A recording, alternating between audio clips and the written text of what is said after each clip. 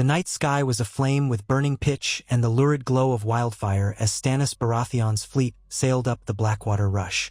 The thunder of catapults and the hiss of flaming arrows had been a deafening chorus for hours, broken only by the shouts of men and the raw roar of battle. Atop the walls of King's Landing, Lannister men scrambled in disarray, the proud red and gold lions overshadowed by the orange glare of infernos eating away at their defenses. The great chain had been raised, the river blocked, but Stannis and his captains, hardened by the storms off the coast of Storm's End and fueled by unwavering purpose, would not be so easily thwarted. Under Davos Seaworth's guidance, they had expected wildfire, and though it still inflicted terrible losses, many of Stannis' ships were prepared to face the green flames. Some rowers panicked and leapt into the water, thrashing in terror as the inferno whipped across the river's surface, but the discipline of Stannis' seasoned men, those who believed in their king's cause, prevailed. The fighting along the docks was savage.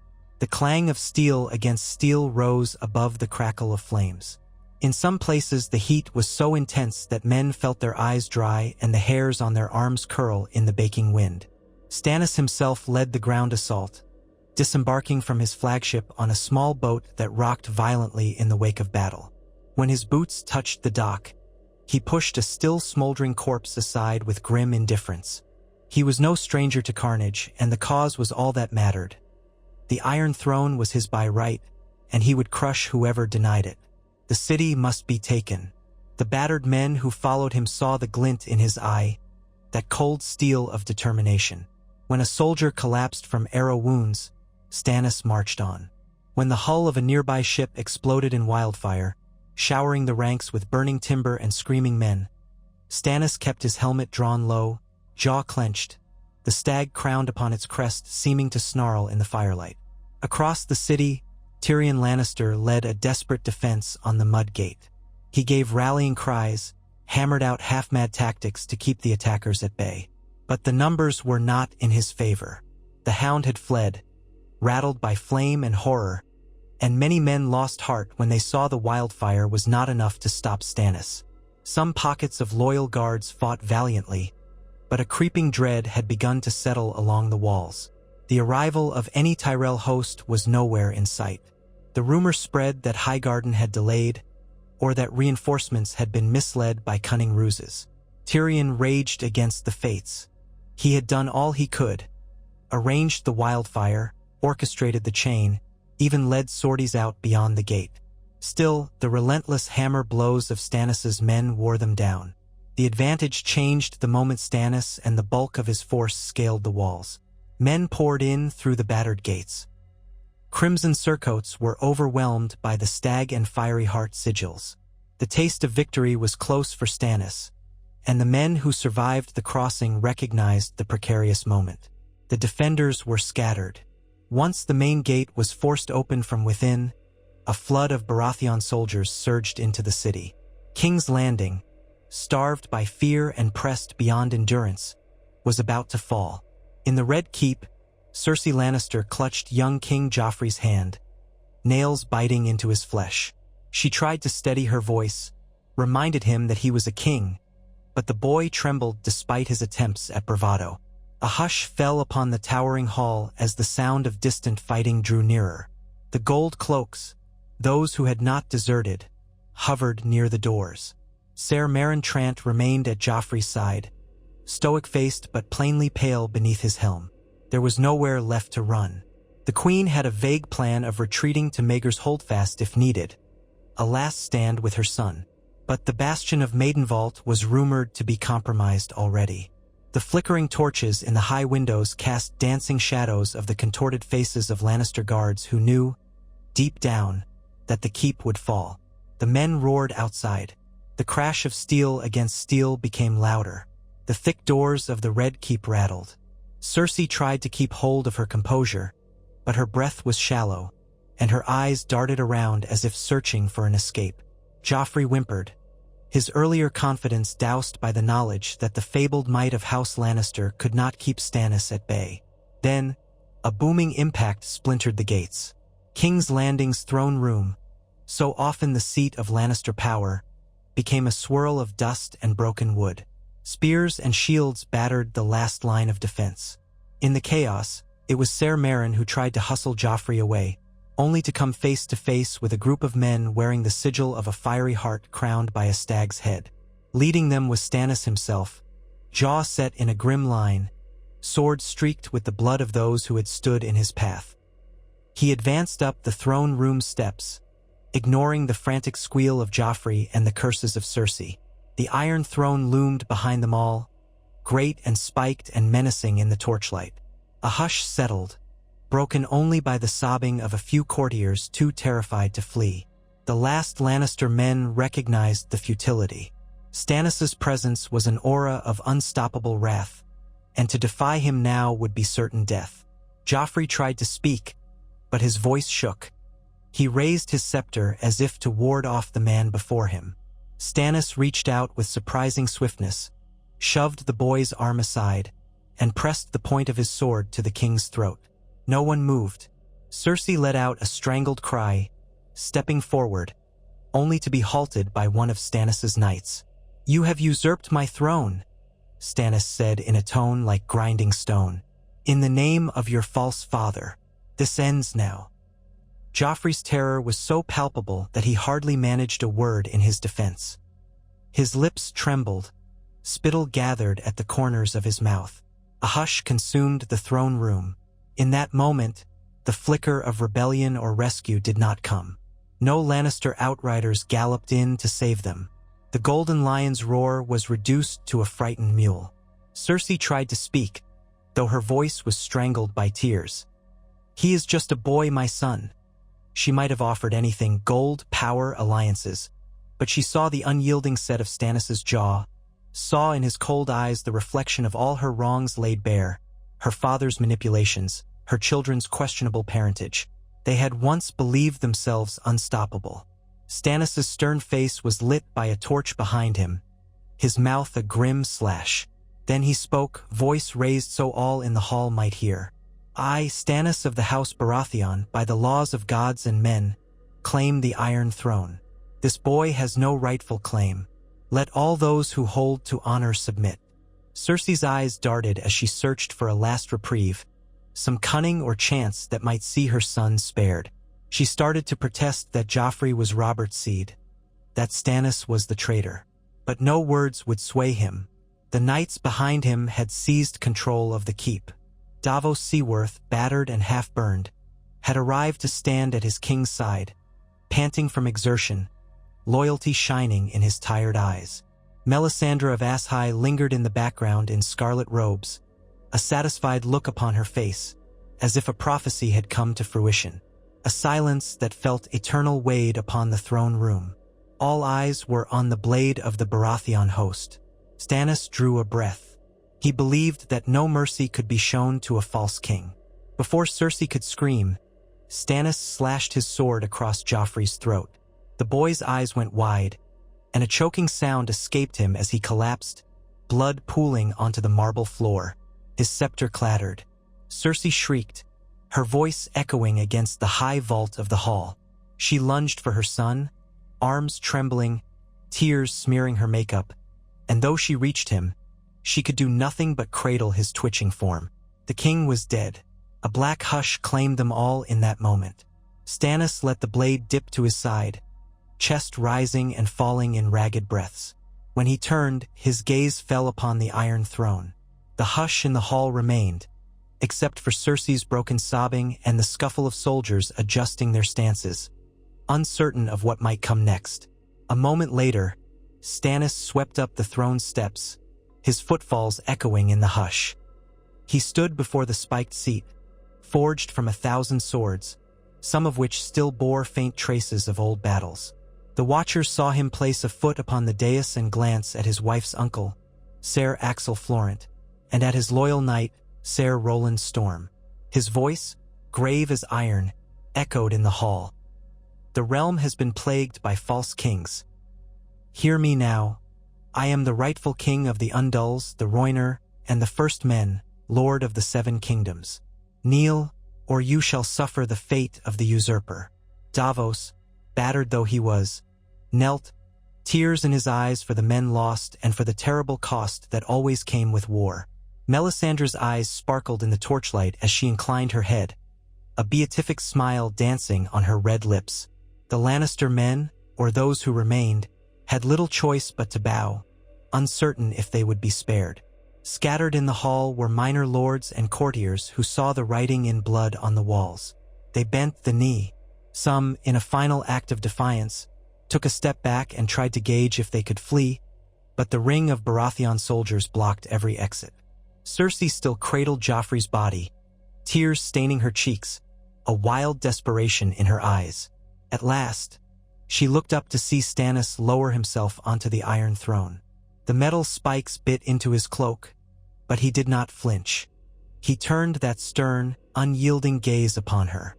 "Seize the Queen Mother," he commanded. "Let her be taken to the dungeons. She will stand trial for her crimes."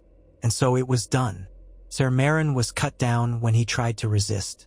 Cersei's shrieking protests filled the throne room as guards pulled her away from Joffrey's still warm body. She was half mad with grief, cursing Stannis with every breath. But it changed nothing. The city was won. House Lannister's power was broken that night. As dawn broke over the battered city, the people of King's Landing saw Baratheon banners high above the walls and heard the ring of the city bells. The small folk, exhausted, hungry, and frightened by the previous night's fires, emerged from the rubble to see ranks of grim-faced soldiers wearing the crowned stag of House Baratheon or the fiery heart of the Lord of Light. Rumors flew in the alleys. The boy king was dead, the queen mother imprisoned, and a new king sat the Iron Throne. Some whispered that Stannis had used dark sorcery to take the city, for the rumors of shadow assassins had already begun to swirl. But the more pressing concern for the small folk was whether bread would be any cheaper. Stannis wasted no time asserting his authority. He ordered that the gates be secured, that the gold cloaks who had not fled be given a chance to swear loyalty, and that the Red Keep be put on strict lockdown. Davos Seaworth, though diminished by grief for his son's loss to the wildfire, was raised to the hand of the king, a mark of the trust Stannis placed in him. Davos accepted reluctantly, overwhelmed by the demands of the realm and the memory of his dead children. But a man must do his duty, and he would see Stannis's vision of justice done. Within days of capturing King's Landing, Stannis had to deal with the unraveling of old alliances and the forging of new.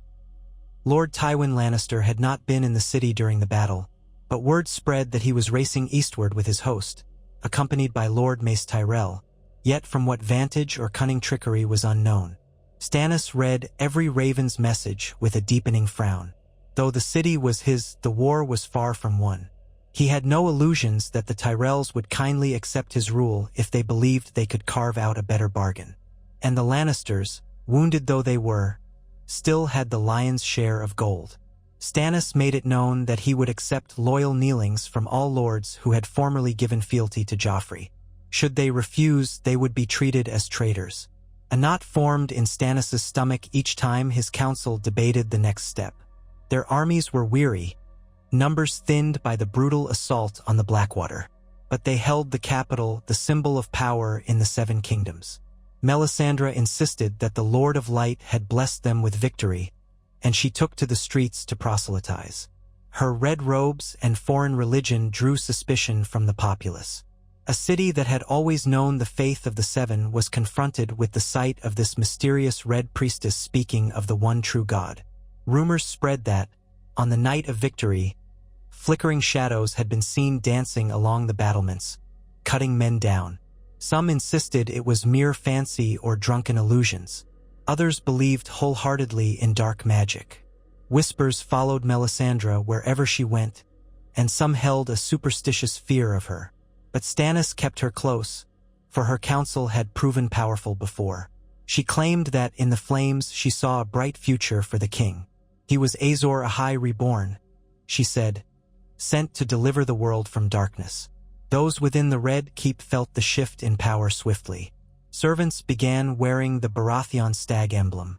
Many of the wealthier families who had sheltered during the battle reemerged to offer their allegiance to the new regime, carefully distancing themselves from the dead boy king. Displaced Lannister supporters clamored for mercy, bribing whomever they could to secure freedom. Stannis would not be swayed by gold. In fact, gold had always been his weakness in that he never had enough to lavish upon allies. Now, as king, he was forced to acknowledge that the treasury was nearly empty. Cersei and the Lannisters had spent it lavishly, or used it to pay off some of the Iron Bank debts. Another problem for another day, he thought, though Davos advised that a kingdom could not run on battle luck alone. Days blurred into nights as the new king and his hands sought to stabilize their rule. The city reeked of smoke and corpses after the wildfire, and order had to be restored. Rioting had taken place in Flea Bottom once news of the fall broke, but Stannis sent his men to quell it, punishing looters and criminals as harshly as he had in Storm's End or Dragonstone. The punishments were swift and often brutal, a measure that caused some in the city to bristle. But it was the way Stannis believed, law above all else. The new watch, reorganized under Baratheon banners, tried to be more impartial than the Gold Cloaks had been. Yet the public grumbled, unsure if it was exchanging one tyrant for another. Cersei's trial was set swiftly. At first, she refused to say a word, but Stannis reminded her that silence was as good as admission of guilt. The charges were many: incest, murder, and treason top of the list. Her father, far from the city, could not intervene. Even if Tywin Lannister had arrived in time, Stannis was not the kind of king to show clemency just because of one's status. He placed men loyal to him as her judges, though he allowed the High Septon, a new one, since the old had died in the chaos, to act as a voice for the faith. The spectacle riveted the city. Some believed the rumors that Joffrey was not Robert's seed. Cersei's rage in the courtroom was unbound, and she cursed Stannis openly, calling him a murderer, a usurper, spitting vile accusations in every direction. She offered no proof of her innocence that could sway hearts or minds. Her proud face twisted into a mask of hatred, but the Watchers saw behind her fury a woman who had lost nearly everything and was cornered like a vixen. When the verdict was delivered, guilty on all counts, she lashed out at the guards. But there was no victory to be had for her. By the day's end, a hush settled over King's Landing as word spread that the Queen Mother had been found guilty of treason. Many whispered that she would follow her son into the grave before long. That same day, Tyrion Lannister's whereabouts remained unknown. Some said he had died defending the gates, others that he had fled through hidden tunnels under the city. Stannis privately suspected that the cunning imp still lurked somewhere, perhaps trying to orchestrate an escape or an assassination. Bounties were posted for information regarding Tyrion's whereabouts, but no one came forth with proof. Most small folk who had once found Tyrion strangely protective during the worst times had bigger concerns: their next meal, or the promise that the new king would not punish them for siding with the Lannisters. Sansa Stark, too, remained in the Red Keep, no longer betrothed to Joffrey. His blood still stained the throne room's floor. She found herself in a precarious position. She was the daughter of the executed Ned Stark, who had been declared a traitor. Stannis did not harbor personal hatred for the Starks. His quarrel had been with the boy claiming the North, who had crowned himself king. But Sansa's presence in the capital could still be used as a valuable political pawn. Stannis, pragmatic, kept her under watch. She was allowed to move about the keep, but always guarded by Baratheon men. Whether he would use her as a bargaining chip against Robb Stark in the future remained an open question. She quietly prayed in her chambers, uncertain if she should fear more for herself or her family in the north. In the Great Hall, the Iron Throne behind Any pushing the realm to unite under him. Many northern lords were uncertain. They had declared independence, yes, but that was when a usurper, Joffrey, held the throne. What of Stannis, Robert Baratheon's own brother and arguably a man who might show them a measure of respect? But the North had its own war to fight. Moat Cailin, the bastion that guarded the entrance to their domain, was threatened by the Ironborn. Balon Greyjoy, in the confusion, had seized the chance to carve out pieces of the coast. Stannis, hearing of the Ironborn aggression, raged at the insolence. Once upon a time, he had crushed them at Pike during the Greyjoy Rebellion. He vowed he would do it again, but he could not ignore the looming threat of the Lannisters and Tyrells, whose combined forces could dwarf his own if they marched on King's Landing with a united front. Time was the ally and the enemy both. Stannis expected an assault from Lord Tywin, but instead he received ravens from the Westerlands seeking to negotiate. It seemed that Tywin's host was slower to move than expected, likely due to logistic tangles with the Tyrells or fear that King's Landing had been booby-trapped with more wildfire. Meanwhile, Lord Mace Tyrell was furious that his daughter, Marjorie, had been betrothed to a king, Renly or Joffrey, or so the rumors had gone, who now lay dead or dethroned. The Tyrells were opportunists. They wanted a crown for one of their own. Perhaps they would parley with Stannis if he offered them enough. But Stannis was not one to bargain from a position of weakness. He had no desire to marry any Tyrell, nor to compromise his principles to secure their uncertain loyalty. So the kingdom rested in a tense stasis, each great house recalculating. The shift in alliances was tangible. The Stormlands were firmly under Stannis's banner, and the Crownlands had grudgingly fallen in line, though more out of fear than love. The North was in a separate conflict. The Vale remained aloof under Lady Lisa Arryn, who had little interest in tangling with another war. Dorne watched from the south with cunning interest, remembering past grievances, always prepared to strike if it suited them. The Tyrells and Lannisters simmered as Stannis used the Red Keep's far-reaching ravens to demand fealty. Amid these uncertain times, Melisandre grew bolder in King's Landing, conducting lawless ceremonies in the courtyard of the Red Keep. Great pyres were lit, sending sparks into the night sky, prayers offered to the Lord of Light. Some small folk attended out of curiosity, but many balked, turning away in secret revulsion. Stannis himself, while not an ardent worshipper in the way Melisandre might have wanted, allowed her to continue. If the gods had given him victory in battle, perhaps he owed them some reverence. Davos was uneasy about this creeping new faith, but he spoke quietly to Stannis, urging him to treat the Seven with respect, for that was what the people knew. The king, torn between the old ways and Melisandre's advice, remained stoic, effectively letting events play out. But not all the changes in King's Landing were theological or political. The city needed reconstruction. Streets ravaged by wildfire needed clearing, and thousands of refugees poured in from the war-torn countryside. Men who had served under the gold cloaks but were now sworn to Stannis tried to keep order, but a wave of hungry peasants and orphans brought new troubles. Thievery abounded in Flea Bottom, and whispers of the Queen Mother's fate were overshadowed by more immediate concerns: food, water, and survival. The bards sang of Stannis's victory but did so in half-fearful tones, as they knew the new king had little patience for flattery or idle songs. Meanwhile, deep in the dungeons of the Red Keep, Cersei languished. She refused the presence of septas, cursed every guard who passed her by, demanded news of her father. None came to answer her pleas. When at last a small council session addressed her fate, it was decided by Stannis that she would face final judgment. Regardless of the words that might have been said in her defense, everyone in that room knew the truth.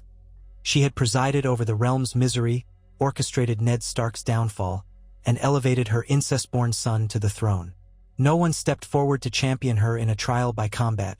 Her champion had fled or been killed, and the hound was gone, perhaps.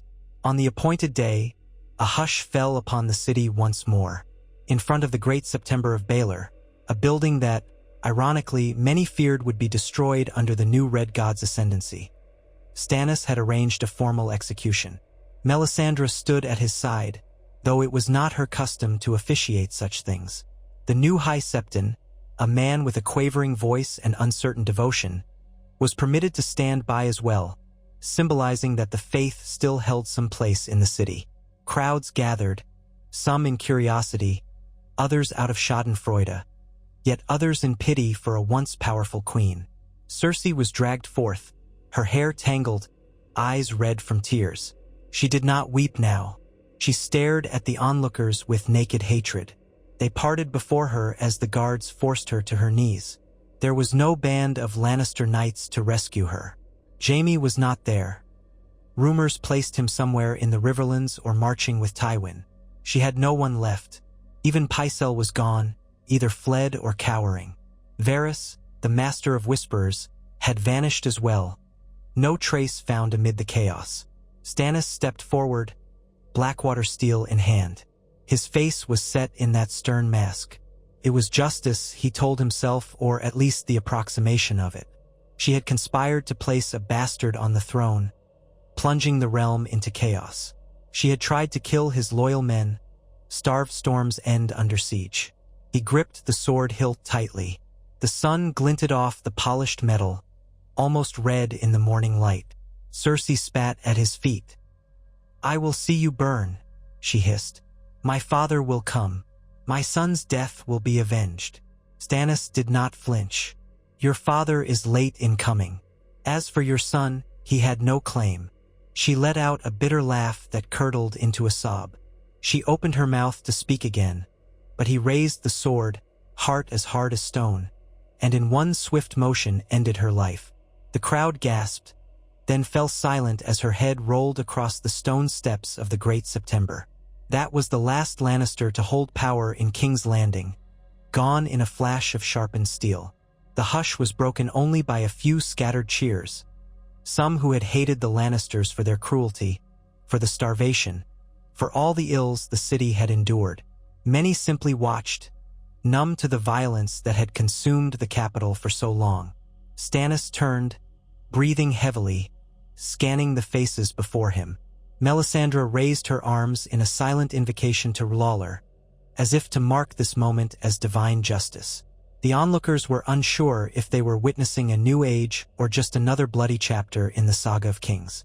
But from that day onward, no one could doubt that Stannis meant to purge every trace of what he considered treason from the realm. A new name took hold in dark corners. Some called him the King of Ashes, for they feared his unyielding pursuit of righteousness would leave the kingdom in cinders. Yet, in the days to follow, an odd calm settled over King's Landing.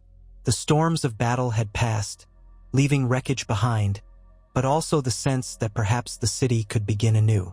Davos Seaworth worked tirelessly to arrange shipments of food from the Stormlands, ensuring that bread rations kept the small folk from open revolt. The new City Watch was forced to recruit from among the local populace to bolster its numbers, though the bulk of the men were still sworn to Dragonstone or Storm's End. Stannis's Master of Laws, Lord Valerion, took stock of the city's finances or lack thereof, and began drafting urgent letters to the Iron Bank of Bravos, offering the surety of the crown's new regime in exchange for more favorable loan terms. But the greatest challenge remained beyond the walls of the city. Tywin Lannister and Mace Tyrell still commanded huge armies.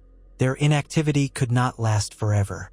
Robb Stark, though engaged with the Ironborn, might still decide that a Baratheon in King's Landing was little better than a Lannister. Indeed, the War of the Five Kings was far from resolved, though one king had been laid low. Stannis' next move was to send envoys across the land, with new demands of fealty and offers of pardon for those who bent the knee. He included a personal letter to Robb Stark, acknowledging that Ned Stark had once served Robert loyally, and that the boy in the north might consider swearing to the rightful king in King's Landing. In return, Stannis suggested that he would confirm the Starks as Wardens of the North and even support efforts to drive out the Ironborn. It was a tempting offer for some northern lords. Yet the blood spilled between them was not easily forgotten, and the desire for northern independence was strong among Robb's bannermen. The letter was read by Lords Bolton and Karstark, by the Great John and the Blackfish, each weighing the potential benefits and dangers. To the Tyrells, Stannis wrote in more severe terms. He demanded that they acknowledge his kingship or be named traitors alongside the Lannisters. He offered no sweet words to Mace Tyrell, but included a few lines referencing the potential benefits for Highgarden should they align with the throne. A seat on the small council, a chance to maintain their hold over the Reach. Mace, proud and ambitious, hesitated. If they could crush Stannis in open battle, House Tyrell might place themselves in a position to demand better terms, or even control the throne through Margaery's marriage to someone more pliable. But if they failed, it would be their doom. Already, word of Stannis' grim efficiency and unstoppable conviction filled the taverns. The choice was uncertain, and the Tyrell host lingered somewhere near Bitterbridge, sending out outriders and spies to gauge the strength of the king's new position. The greatest of these doubts revolved around the Lannister army. Though scattered and demoralized by the deaths of Joffrey and Cersei, Tywin was not a man easily cowed. He had lost his grandson and daughter, and more importantly, he had lost the capital. Yet he remained cunning, with resources unimaginable. Stannis knew that Tywin might yet rally a considerable force from Casterly Rock.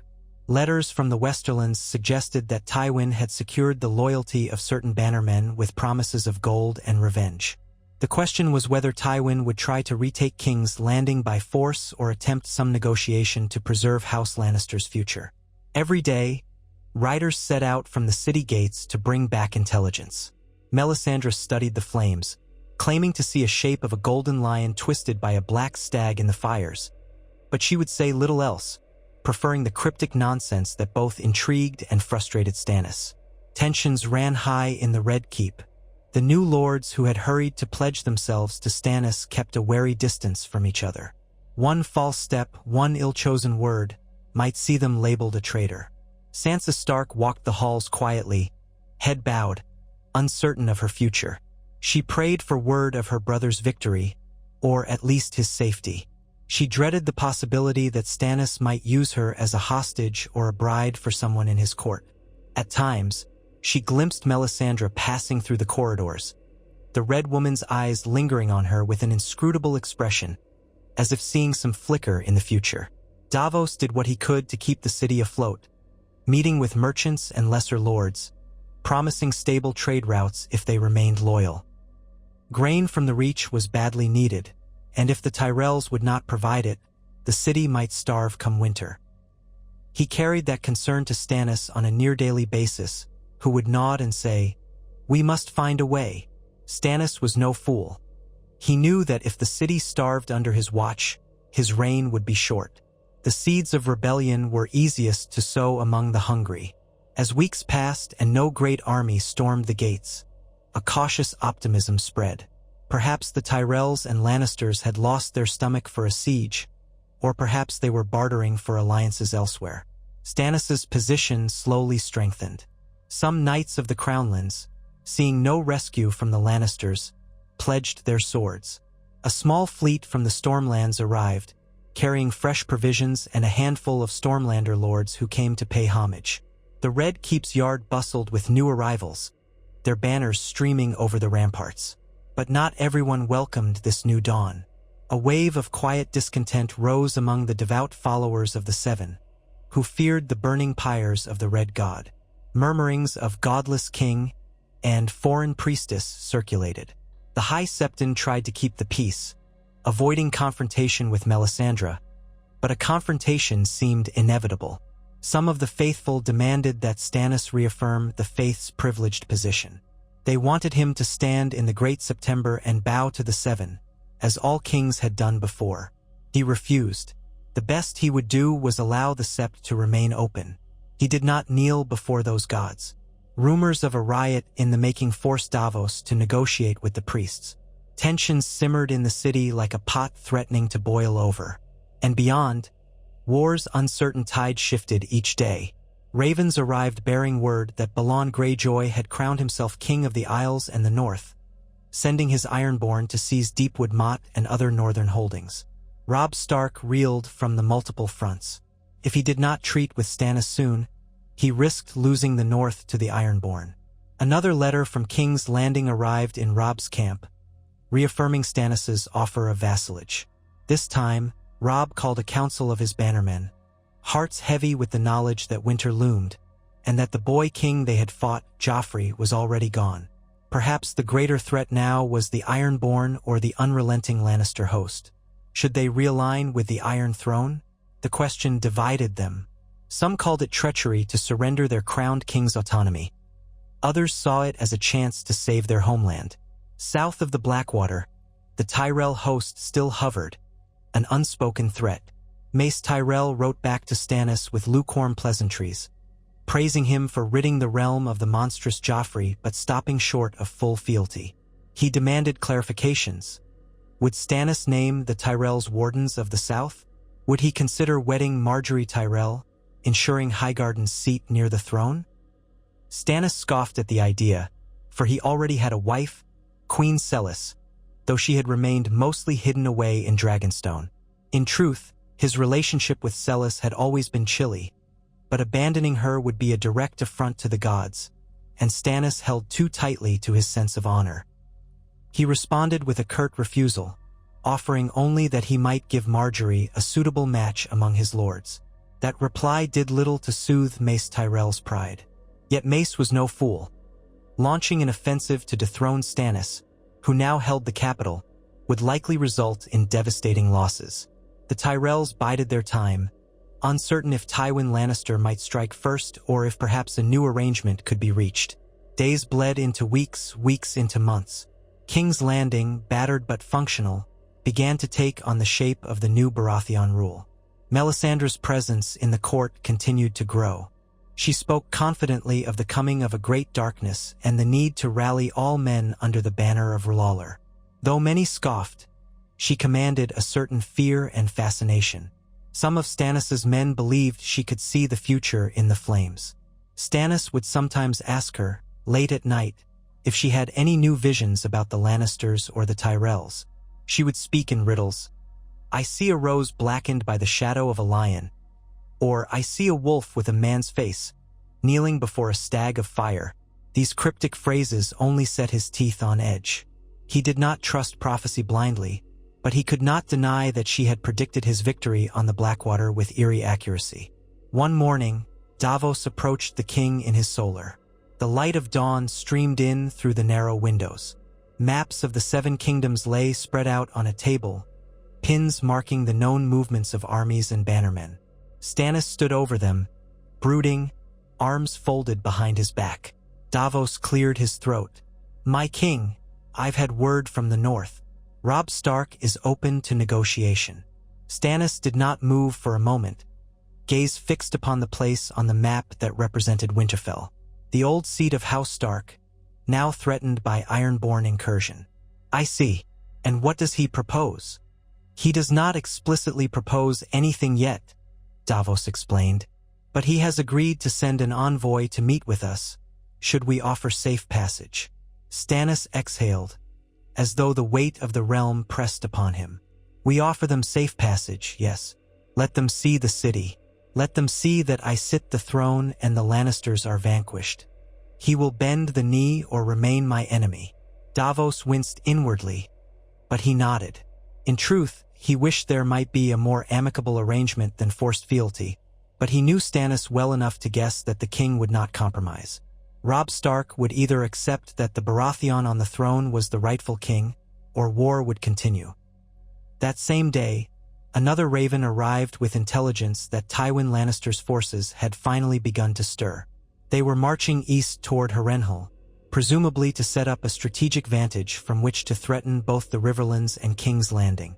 Harrenhal was a ruin, but its strategic position was undeniable. If the Lannister host took it, they could strike south or east with relative ease, or they could hold off the northern armies. Stannis sent dispatches to the lords of the Crownlands, demanding men and supplies. They answered slowly, some with reluctance, but the momentum of the new regime was on his side. He prepared the city for siege once more, if it came to that, though the memory of the wildfire and the monstrous loss of life still haunted everyone. While these large pieces of the war moved on the board, life in the Red Keep continued in a tense, methodical fashion. Sansa Stark, in her lonely chambers, received a surprise one afternoon, a summons from the king. Fear coiled in her stomach as she made her way to the throne room. The last time she had stood there, she had seen Joffrey's blood on the floor. Now it was scrubbed clean, though the memory lingered like a phantom. Stannis did not sit upon the Iron Throne this time. He stood near the base of its steps, wearing a plain doublet embroidered with the flaming heart and stag. Melisandre stood at one side, Davos at the other. A handful of guards hovered near. Sansa approached, curtsying with trembling hands. "You are Eddard Stark's daughter," Stannis said, tone gruff. "Yes, your grace," she replied softly. "He served my brother," said Stannis, his voice echoing. "He was an honorable man, though a fool in politics." Sansa closed her eyes briefly, her heart twisting with grief. "My father was a good man." Stannis nodded once. "He was, and I will not forget he gave me no injury. Your captivity here was a punishment inflicted by the Lannisters. That punishment ends today." Her eyes flew open. "What do you mean, Your Grace?" Davos stepped forward, offering a small, kindly smile. "His Grace means that you are no longer a prisoner, my lady. You are free to move about the city, free to leave if you wish, though your safety cannot be assured on the roads. He offers you protection here, or a safe passage to the north, should your brother accept his terms." Sansa's mind reeled. It sounded almost too good to be true. Could she truly return home? But she knew that traveling to the north while it was still under siege by the Ironborn would be dangerous, and her brother's stance with the throne was uncertain. "Thank you, Your Grace," she whispered. I would wish to see my family." Stannis's gaze never softened, but he spoke in a measured tone. "If your brother treats with me, I will see you return to him. But for now, remain here or go if you will. My men have orders to ensure you are not harmed." Melisandre's red robes shifted as she took a single step closer, regarding Sansa with an almost inquisitive stare. Sansa felt a chill. The woman's eyes held a strange intensity. "You have endured much," Melisandre said softly. "Sometimes suffering is the path to the light."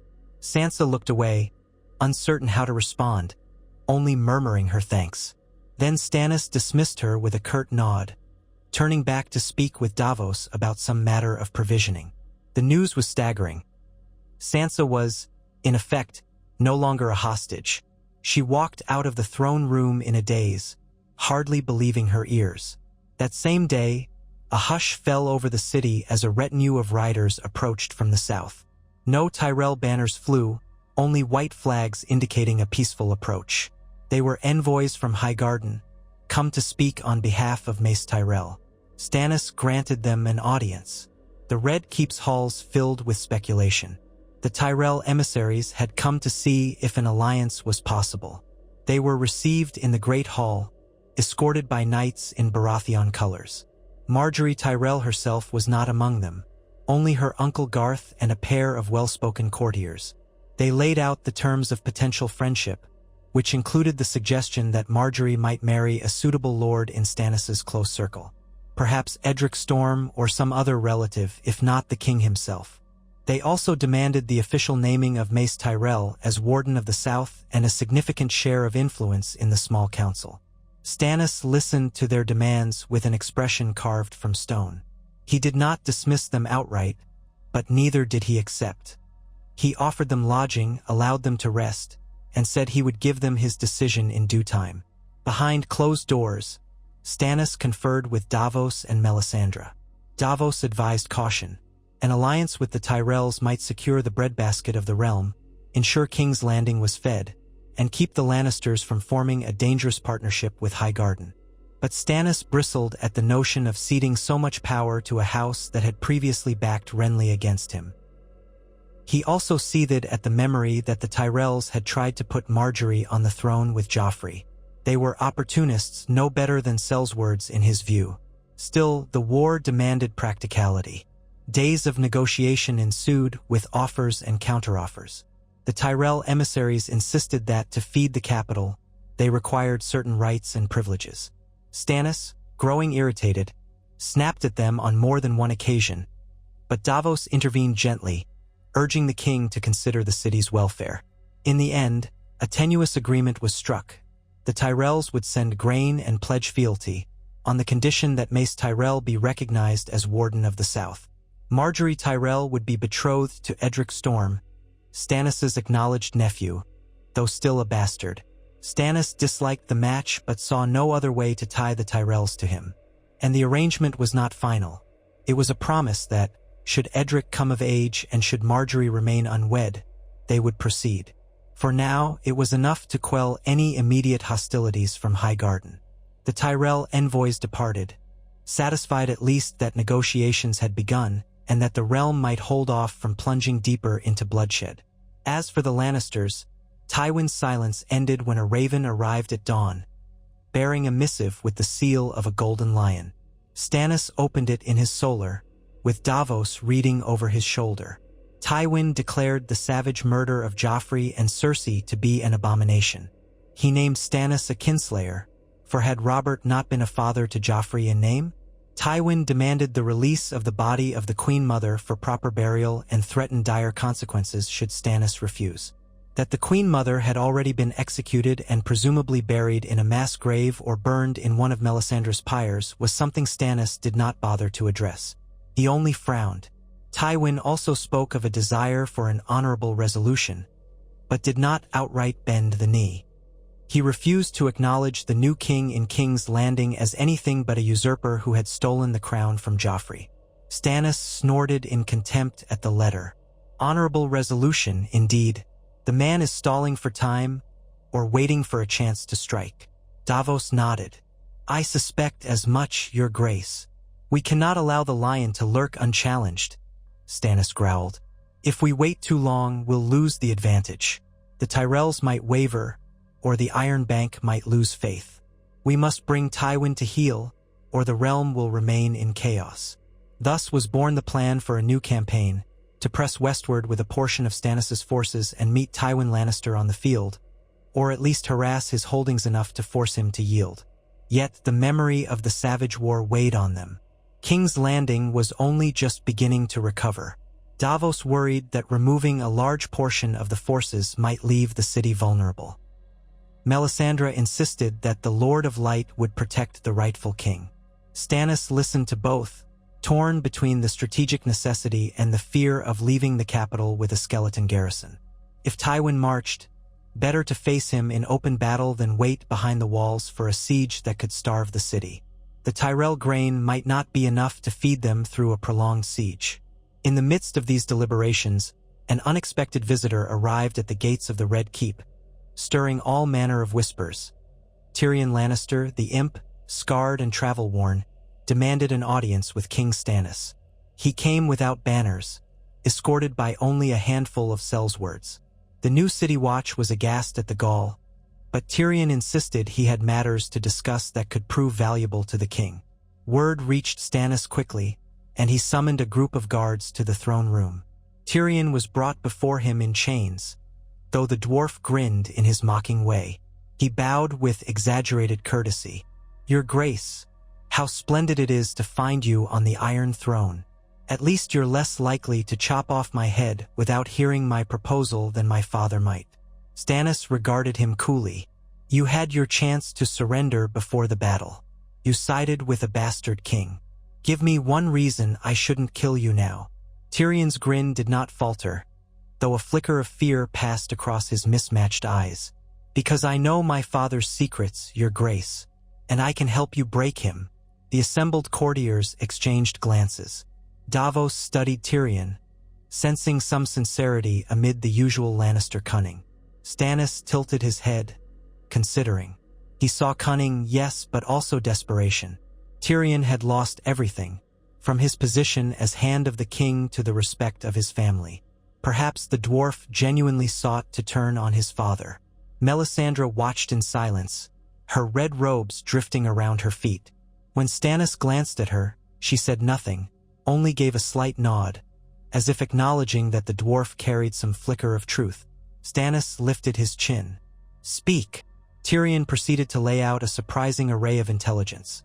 The status of Lannister gold mines, some of which were rumored to be tapped out, the hidden stash of wildfire that had not yet been used, the names of key bannermen who might be bribed or turned against Tywin. He offered details about the fortifications near Casterly Rock. He even revealed that Tywin might be in the midst of forging a new alliance with Dorne, though certain conditions would apply. In short, Tyrion concluded, you need me. My father is cunning, but I know his mind. I know how he wages war.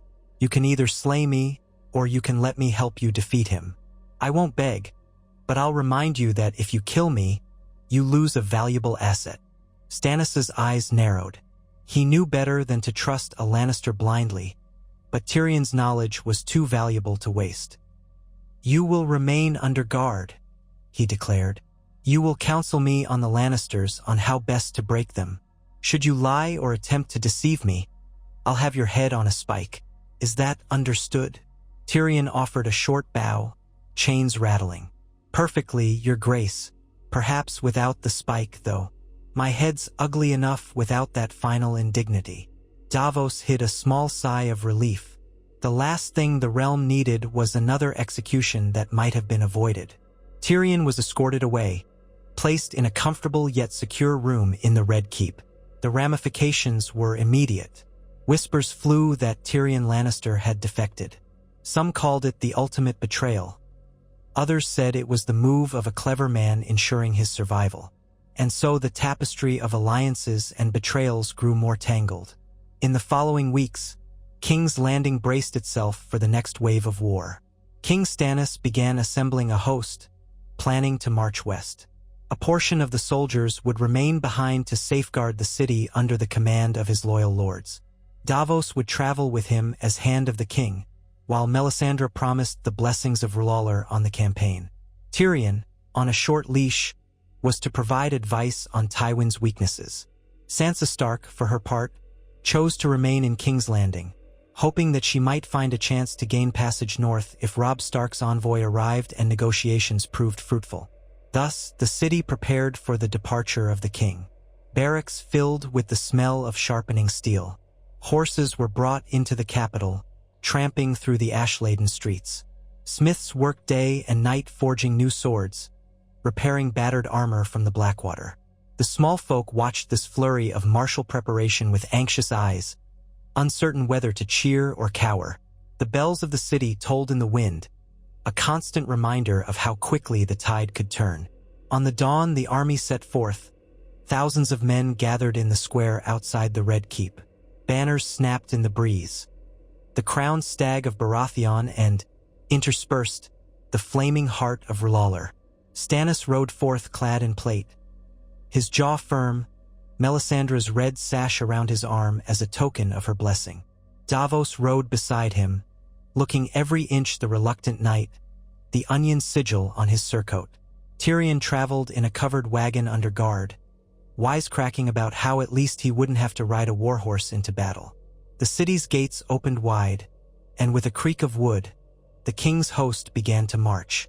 The plan was to move swiftly to cut off Tywin's approach, or perhaps draw him into unfavorable terrain. Scouts had been sent ahead. If all went well, they might corner the Lannister forces near the Blackwater Rush or push them back toward the Riverlands, where Robb Stark still waged war. Stannis' hope was that a victory in the field would break Tywin's power once and for all.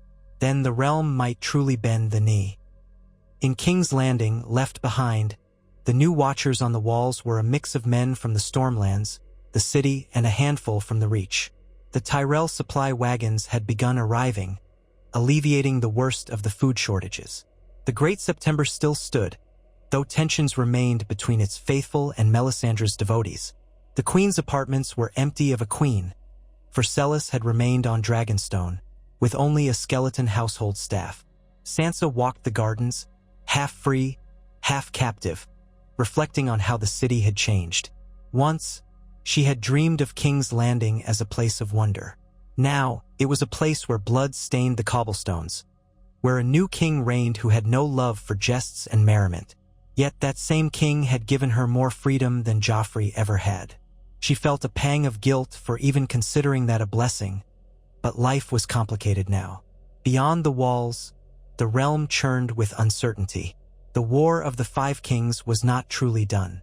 Stannis might have seized the capital, but he still had rivals, and the blood of House Lannister cried out for vengeance.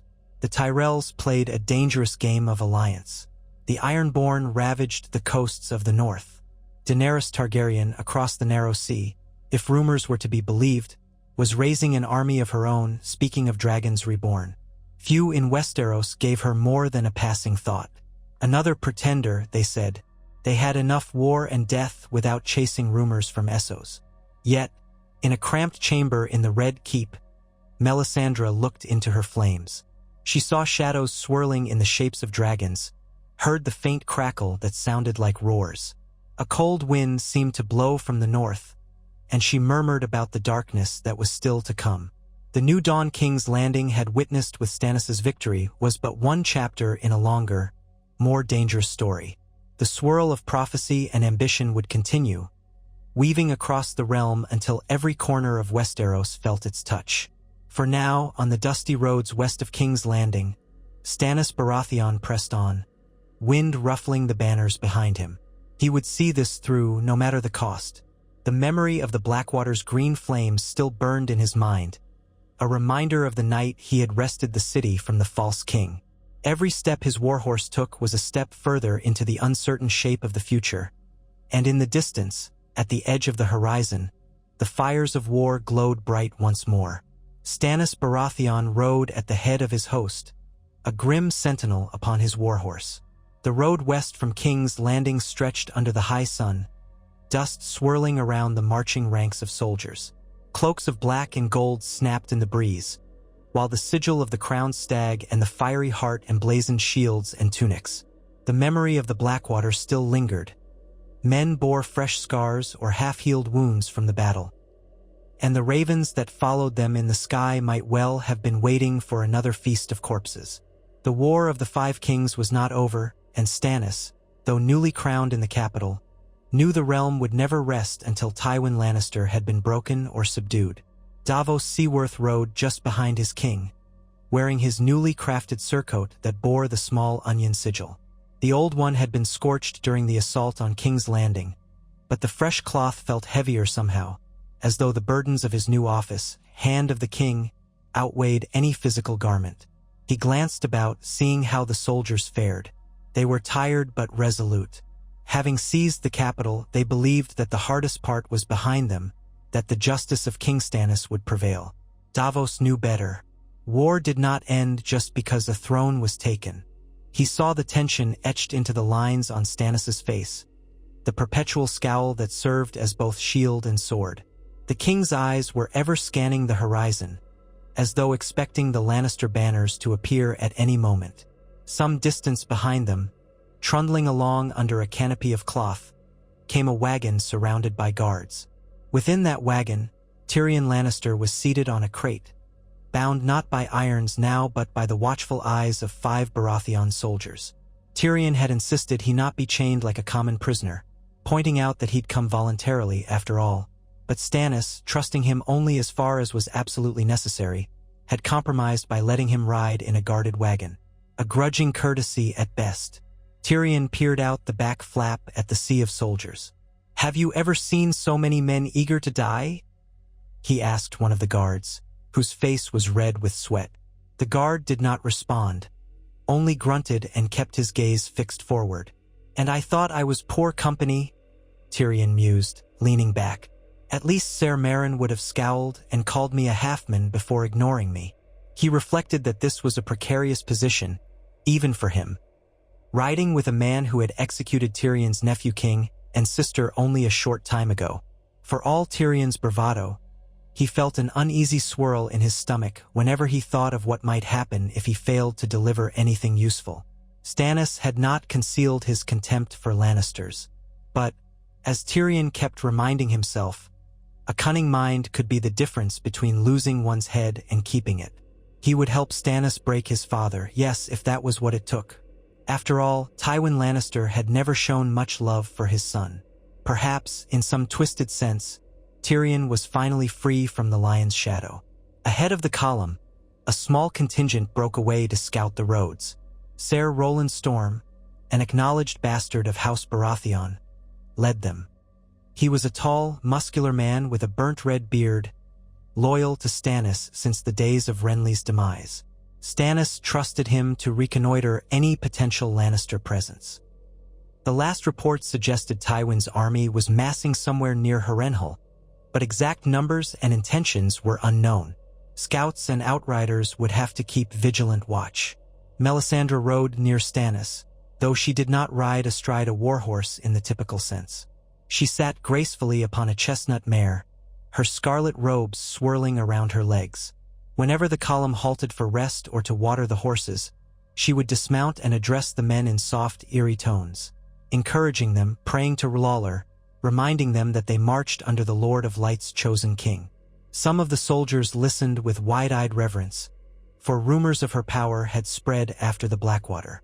Others watched her out of the corners of their eyes with distrust. The Westerosi faithful to the Seven felt uneasy about this foreign religion. But none dared speak against Melisandre too boldly, for they'd seen what befell the Queen Mother and the boy king who'd opposed Stannis. On a late afternoon during the journey, a short drizzle of rain pattered the dusty road, cooling the men's faces.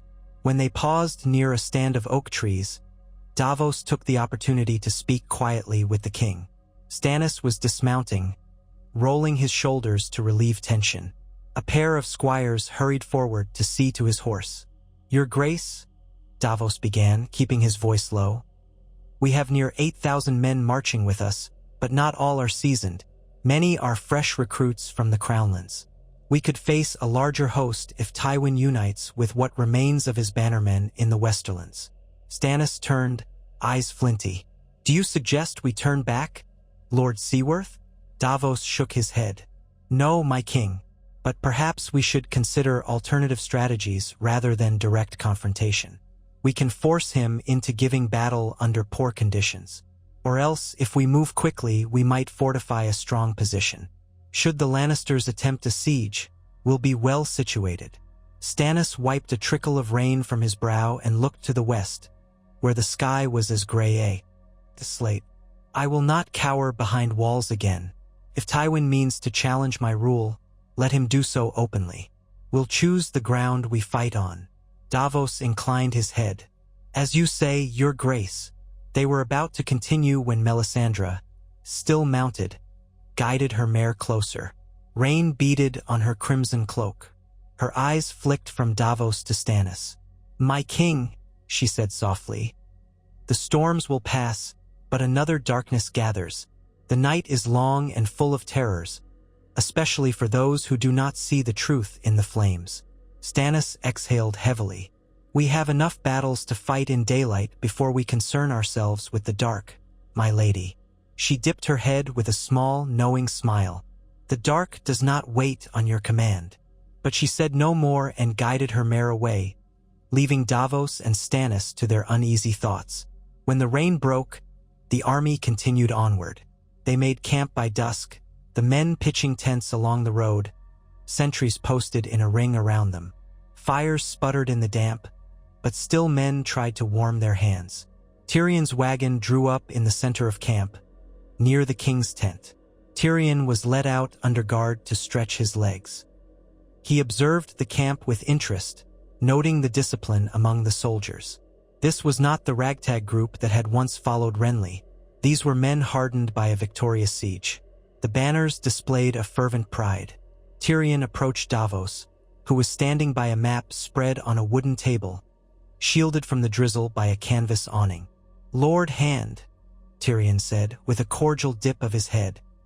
He had become accustomed to addressing Davos so, as it seemed to ease some tension between them. Davos turned, a small frown pulling at his lips. "Lannister, may I be of some service?"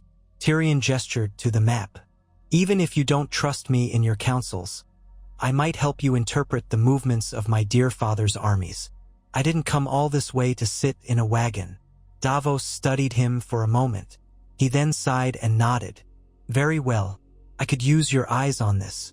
We've got news from our outriders that Tywin is gathering a host near Harrenhal, but the scouts are uncertain of their numbers. We suspect at least 10,000, possibly more if his bannermen from the Westerlands join him. Lord Tarly of the Reach might also be waiting to see which side is more advantageous. We can't be sure." Tyrion scratched his scarred cheek thoughtfully. "My father is a proud man, but no fool. He'll want to keep his options open for as long as possible, try to see if King's Landing rebels against Stannis in his absence. Failing that, he might attempt to sow discord between your king and the Tyrells. He knows how precarious that alliance is. If he marches, he'll do it in a place that gives him the best advantage. Harrenhal is large, though it's crumbling. He might use it as a base to stage a direct push south. Or he might angle for a meeting with the Tyrells at some neutral site." He glanced at Davos. He might also try to bribe or buy off certain lords from the Crownlands who joined Stannis only out of fear. Davos tapped his fingers on the table. Is there a place near Harrenhal where Tywin would be at a disadvantage? Some terrain we can exploit? Tyrion said, leaning forward. The lake country to the east is full of boggy ground and narrow causeways. Can be treacherous if you don't know the roads. If we force him to march through that or corner him there, we might keep him from using his cavalry effectively. Davos nodded slowly, exhaling. That might be your father's plan as well. Keep our army stuck in poor terrain. But it's worth bearing in mind. Thank you. He hesitated. I will pass this along to his grace. Perhaps we will make use of your knowledge. Tyrion forced a thin smile. Truly, my father's strategies are predictable once you know how he thinks. And I should like to remain useful. I understand, Davos said. For both our sakes, I hope you remain so. They parted, each weighed by his own concerns. Tyrion returned to his guarded area, while Davos continued to pore over the map. Beyond the flickering glow of the campfires, the countryside was dark. A hush settled over the men as they bedded down for the night, with only the distant whinny of horses and the low murmur of watchmen's voices. Stannis remained in his tent, conferring with Melisandre on the night's visions. He did not sleep easily. At dawn, they broke camp. The road west soon led them through small villages, some deserted, others inhabited by small folk who peered warily at the passing columns. These folk had seen armies come and go. They had no illusions about chivalry. Men in armor meant possible destruction. Yet Stannis' soldiers had orders to avoid unnecessary violence, and Davos worked tirelessly to enforce discipline.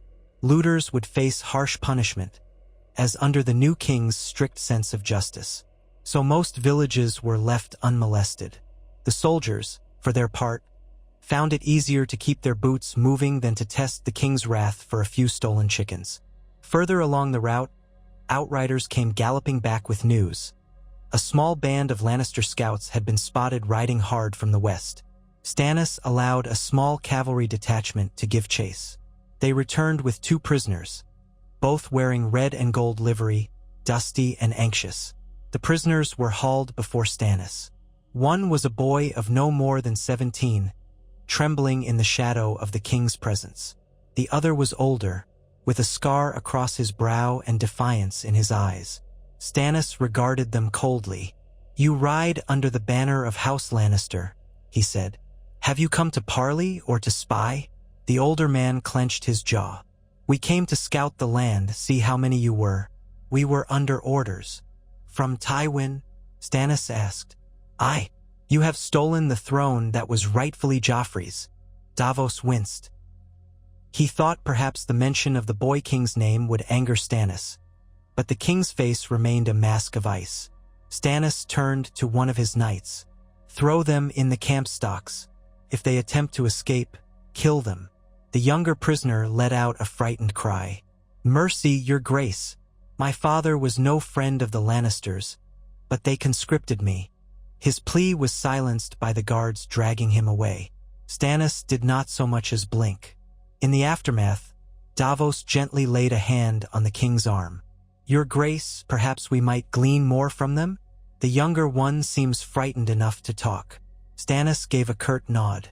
"We'll question him later, if it serves some purpose." With that, he turned on his heel and strode away, long cloak trailing in the dust. Davos knew that moment was emblematic of the man. Justice first, mercy seldom. Yet Davos also remembered how, at Storm's End, Stannis had spared those who surrendered. He could be fair if it served the cause. Right now, the cause demanded a show of strength. By midday they pressed on, heading north and west, across gently rolling plains. They encountered no large forces yet. Tyrion surmised that Tywin was still consolidating near Harrenhal or the Riverlands. Indeed, word came by Raven from King's Landing that Lord Tarly had not moved from the southern roads, possibly waiting for a clearer sign of which side to join.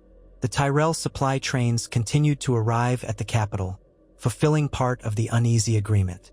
Meanwhile, small tidings from the north suggested that Robb Stark was locked in battle with the Ironborn, fending off raids along the coast. Whether the young wolf would treat with Stannis or not, no one yet knew. Sansa Stark still resided in the Red Keep, kept in a kind of gilded captivity. She was free to walk the castle, but the presence of Baratheon guards reminded her she was being watched. Yet it was a different watchfulness than the Lannisters had exercised. She was not terrorized by a monstrous boy king, nor was she forced to endure the humiliations Joffrey had inflicted. Her greatest worry was the future. She spent her days in the library or the godswood, praying to the old gods for her brother's safety. When the night fires were lit in the courtyard, she would sometimes watch from a balcony as Melisandre's acolytes chanted to R'hllor, though the Red Priestess herself had left with Stannis. The sight of flames made Sansa uneasy, reminding her of how the city had burned with wildfire when Stannis first took it. One afternoon, a letter arrived for her, delivered by a steward. It bore the seal of House Stark, a dire wolf pressed into the wax, though the edges looked smudged. She opened it with trembling fingers, reading it alone in her chamber. The letter contained no more than a few lines, written in a bold but hurried script. Sansa, I do not know if this will reach you. I hold Riverrun but must contend with threats from the Ironborn. Stannis holds the capital. Word says you are unharmed. If you can stay safe, I mean to free you in time. By the old gods and the new, I will protect our family. Robb. Tears welled in her eyes. She clutched the letter to her chest, relief flooding her veins. At least Robb still lived. At least he had not forgotten her. That night, she knelt in the godswood beneath the great oak, gazing into the face of the carved heart tree with silent, fervent prayers. She felt alone in a city that was no friend to her, no matter who sat on the throne. But the letter gave her hope. In the Red Keep Solar, newly appointed stewards tried to keep the machinery of government running in Stannis' absence. The Master of Coin was an aging Crownlands lord who had trouble balancing ledgers, yet Stannis had not had the luxury of time to place a more capable man in the position. He left behind only the order to avoid further debts if possible. The new Master of Laws, Lord Valerion, moved to enact stricter policies to suppress crime in the city, though the City Watch was still reorganizing. The High Septon, uncertain of his future, conducted daily prayers in the Great September, walking a fine line between accommodating the new Red Faith and reassuring the faithful of the Seven. Whispers circulated that some might attempt to oust him if he showed too much deference to Stannis and R'hllor. Thus, King's Landing remained a crucible of shifting powers. Days passed, and Stannis' army continued its march. The farmland gave way to rougher terrain, strewn with boulders, cut by streams. Forested patches offered potential ambush sites, so the outriders kept watch. Morale sagged under the strain of constant vigilance, but the men pressed on. They had not fought a major battle since taking King's Landing, and the tension built with each new dawn. Somewhere out there, Tywin Lannister was gathering strength. The confrontation came sooner than expected. Scouts returned at twilight one evening, breathless and bearing dire news. A vanguard of Lannister cavalry was marching from the northwest, perhaps 2,000 strong, not far from the fortress known as Hayford Castle. They did not appear to be the entire Lannister host, but a forward force. The roads in that region were narrow, flanked by dense groves of pine and oak. A perfect place for an ambush if one was not careful. Stannis called a council of war in the largest pavilion tent. Torches cast dancing shadows on the canvas walls. Seated around a rough table were Davos, Melisandre, Ser Roland Storm, and a handful of other captains. Tyrion was brought in under guard to offer his insight. Stannis stood at the head of the table, hands folded behind his back, expression carved from stone. The scouts say 2,000, maybe more, said Ser Roland. Our best guess is that they are feeling out our position. They might not expect us here so soon. Tyrion cleared his throat. My father often sends a vanguard to draw out the enemy's dispositions. He'll want to see how formidable your host is. If they provoke a fight, it might be just to gather intelligence. The real blow could come from another direction. Stannis' gaze fixed on Tyrion, then shifted to Davos. We have 8,000. Enough to deal with 2,000 Lannisters, if that is all they have. But I do not trust that number. Davos inclined his head. Nor I. If these 2,000 lure us forward, a larger force might flank us. Melisandre spoke then, softly but with certainty. In the flames, I saw a stag crowned with light, triumphant over a golden lion in a forest of shadows. Victory is at hand, my king. Trust in the Lord of Light. A hush followed her words. Stannis glowered at the table, as if uncertain whether to rely on prophecy. At last he gave a nod. Very well, we will approach carefully. I have no desire to let Tywin slip around us. We'll send our cavalry to harry their rear if they retreat. Let them find no easy route. If there is a larger force behind them, we will draw them into ground of our choosing.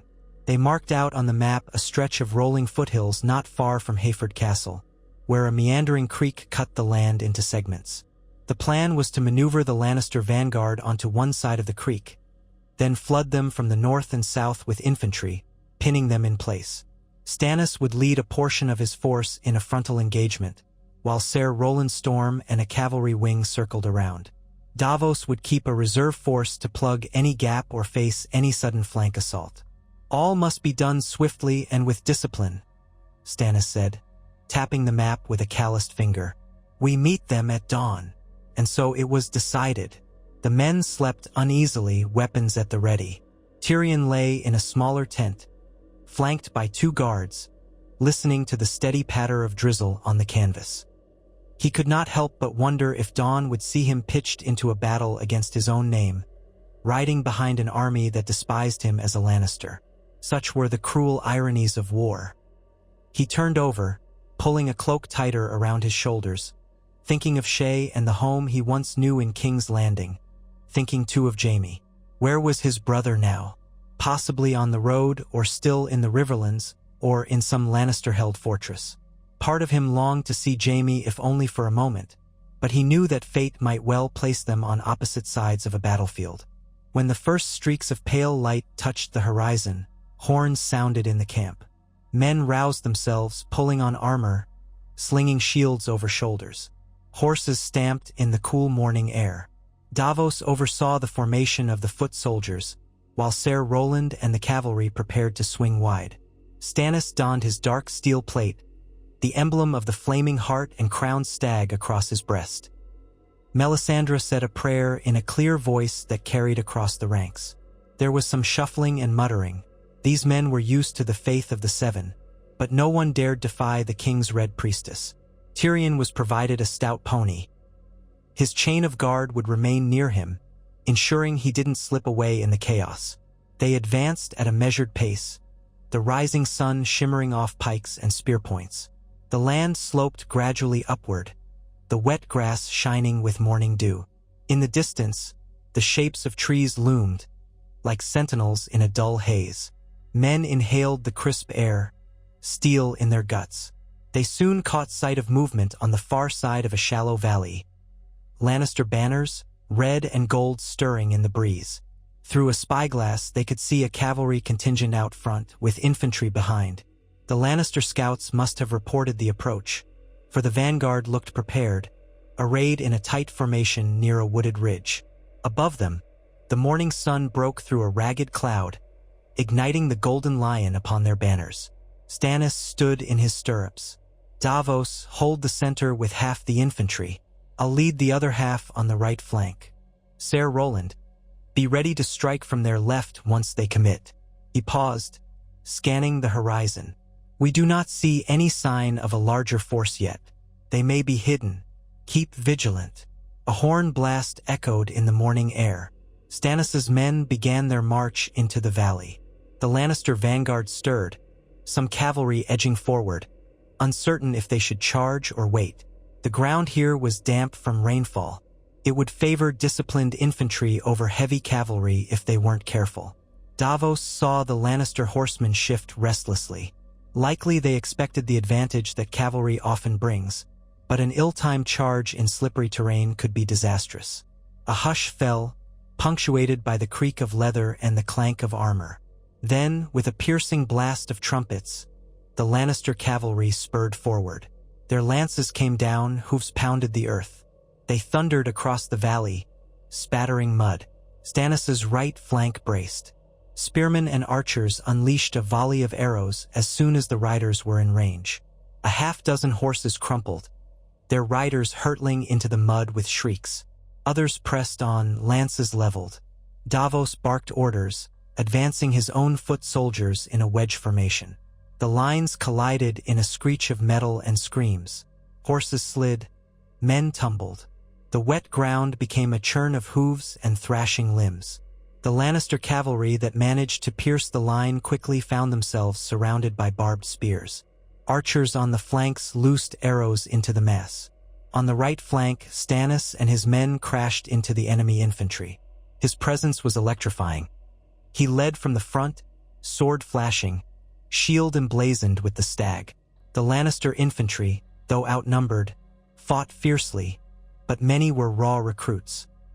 They had marched from the Westerlands to bolster Tywin's forces, and they had not expected to face the king in person so soon. Swords clanged, men shouted curses. Stannis's command was crisp, unwavering. His bannermen followed his lead, pushing the Lannisters back step by bloody step. Tyrion stayed near the rear, flanked by guards. Even from there, he saw the swirl of chaos.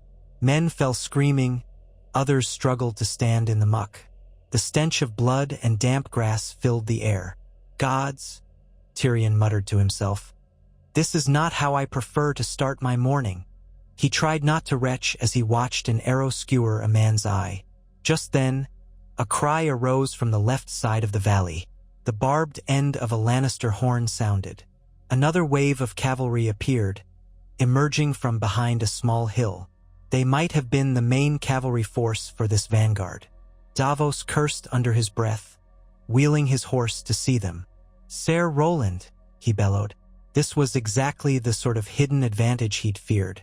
But Ser Roland Storm was ready. He and his cavalry, concealed by a ridge of trees, charged out in a flanking maneuver, slamming into the newly arrived Lannister horse. The collision was violent. Riders locked swords, some toppling from their saddles, horses shrieking in terror. The entire left side of the field dissolved into a maelstrom of steel. Mud flew in all directions. Rolling clouds of dust and vaporized dew blurred the scene like a nightmarish haze. In the center, Davos advanced, trying to maintain a disciplined line as Lannister foot soldiers tried to press forward. He gritted his teeth, brandishing a sword that felt heavy in his hand. Once he had been a smuggler, not a knight, but he had fought at Blackwater Bay, and though he found no joy in killing, he fought for his king, for the realm he hoped Stannis would someday bring to justice. A Lannister soldier lunged at him, steel glinting. Davos parried, the force jarring his arm.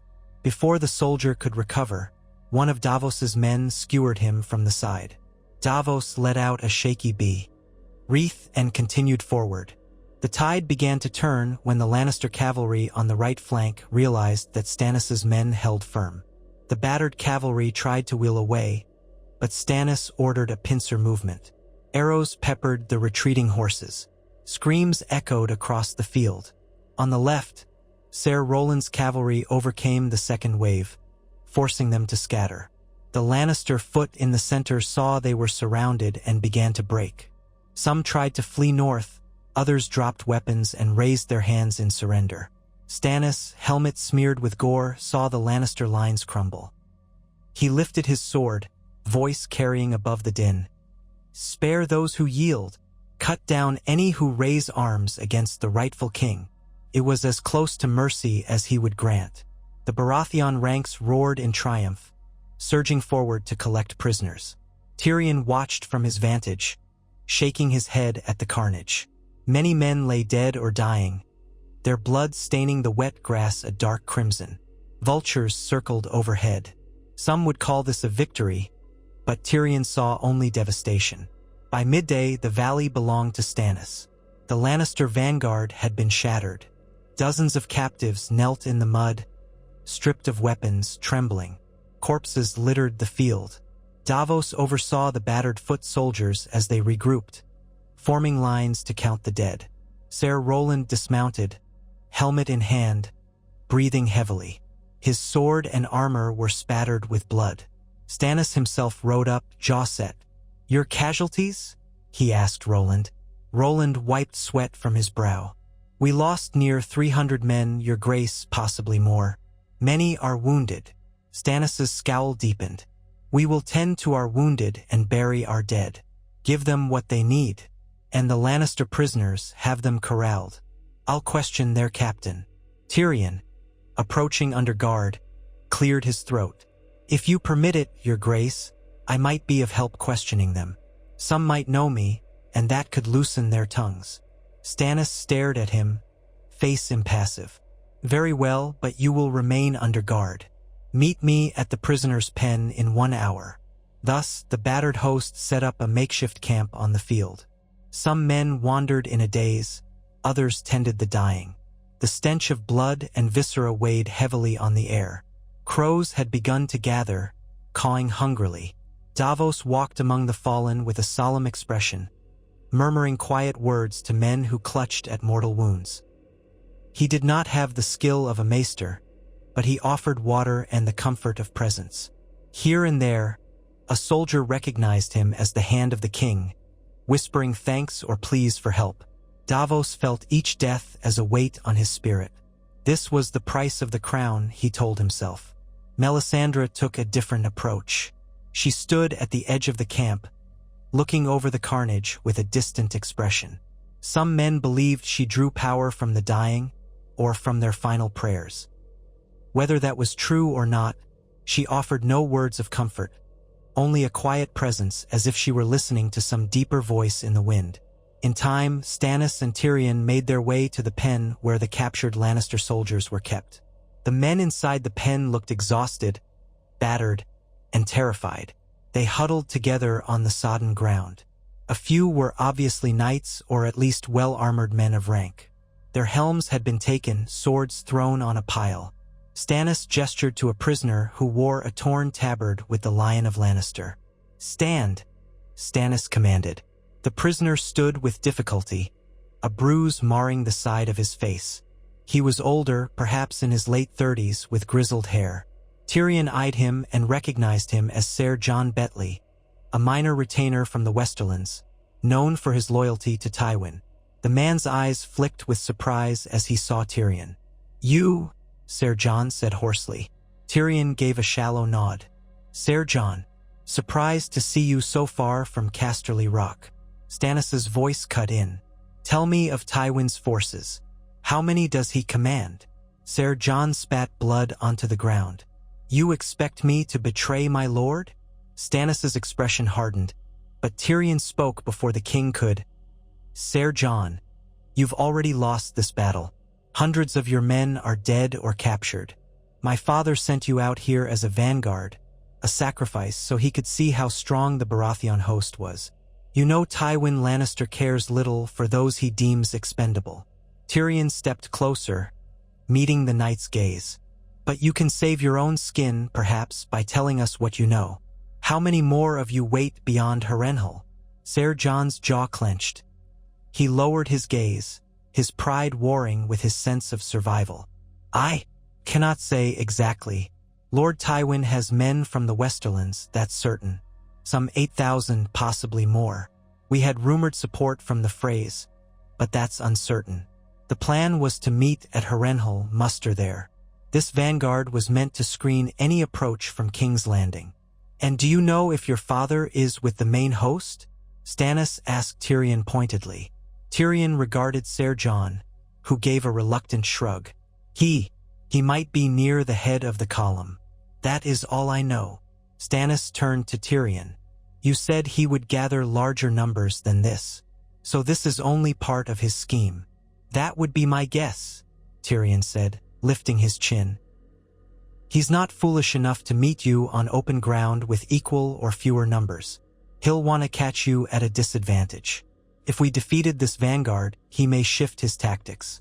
Possibly he'll entrench at Harrenhal or move to refortify a crossing on the Trident." Stannis stared at Ser Jon for a long moment. "We will keep you captive. If you serve me more, you may earn clemency. If not, you'll die with the rest." Ser Jon nodded mutely, the fight gone from him.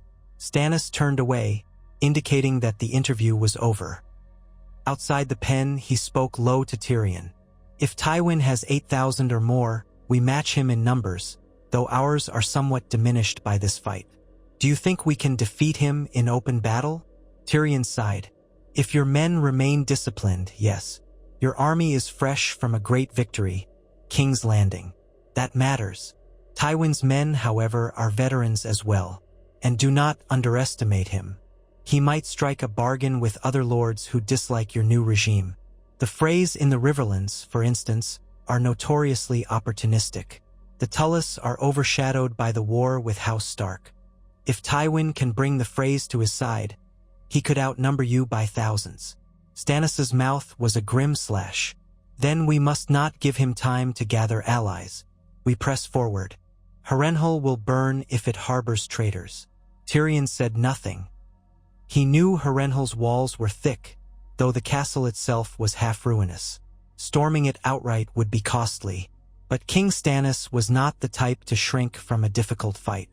If they hastened, they might catch Tywin's host still assembling. That night, after the dead were buried or burned, and the wounded tended, the camp was filled with a somber mood. Another battle had been won, but these men had lost friends and brothers. The war was far from finished. Stannis remained in his command tent, meeting with Davos, Ser Roland, and other captains, hammering out the next steps. Tyrion was allowed to attend under guard. Melisandre watched in silence, occasionally offering cryptic remarks about victory in the flames. Davos pointed to the map. We're here near Hayford Castle. Harrenhal is north by northwest.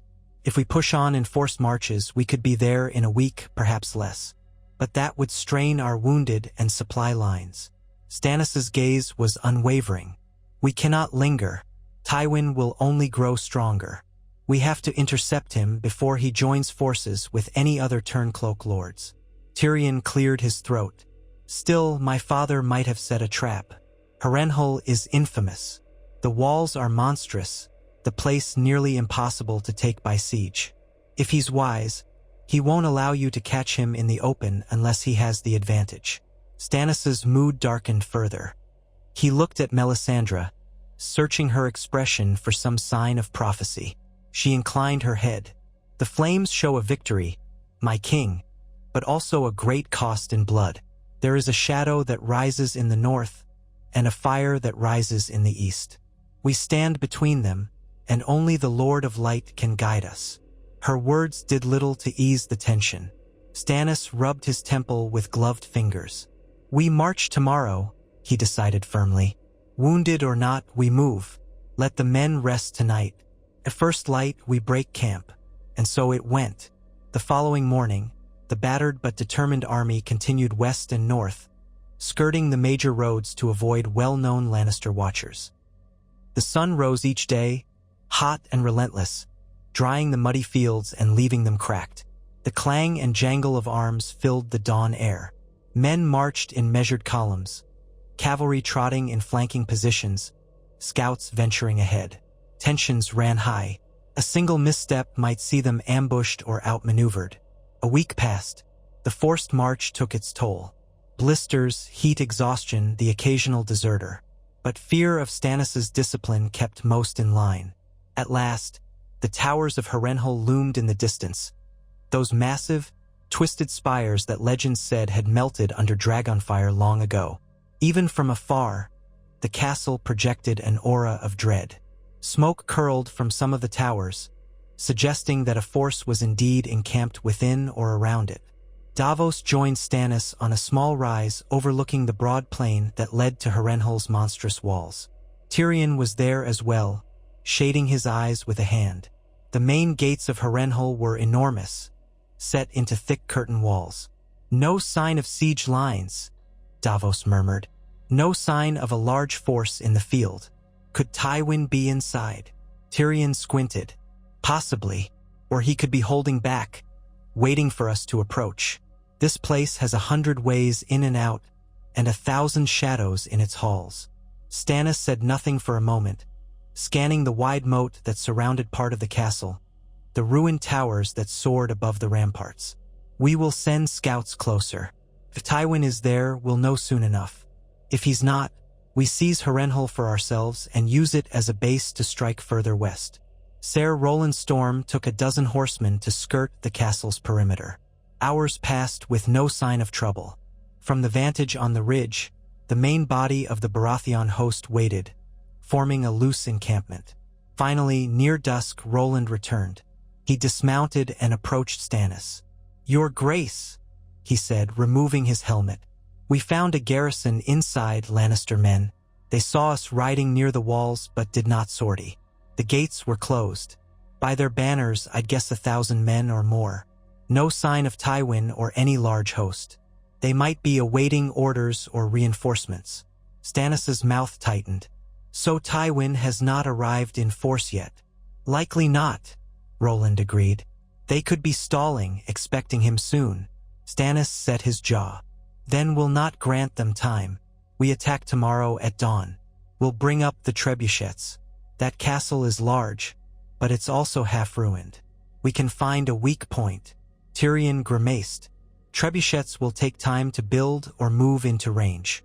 Harrenhal's walls are still formidable in the best of times. Do we have enough siege engines? We might suffer great losses." Stannis shot him a look. "This is war, Lannister. Harrenhal is a foothold we cannot ignore. If Tywin's men refuse to surrender, they will be destroyed." Tyrion swallowed. "Your Grace, I might suggest an alternative. Harrenhal is as much a labyrinth as a fortress. There are more secret ways in and out than the official gates.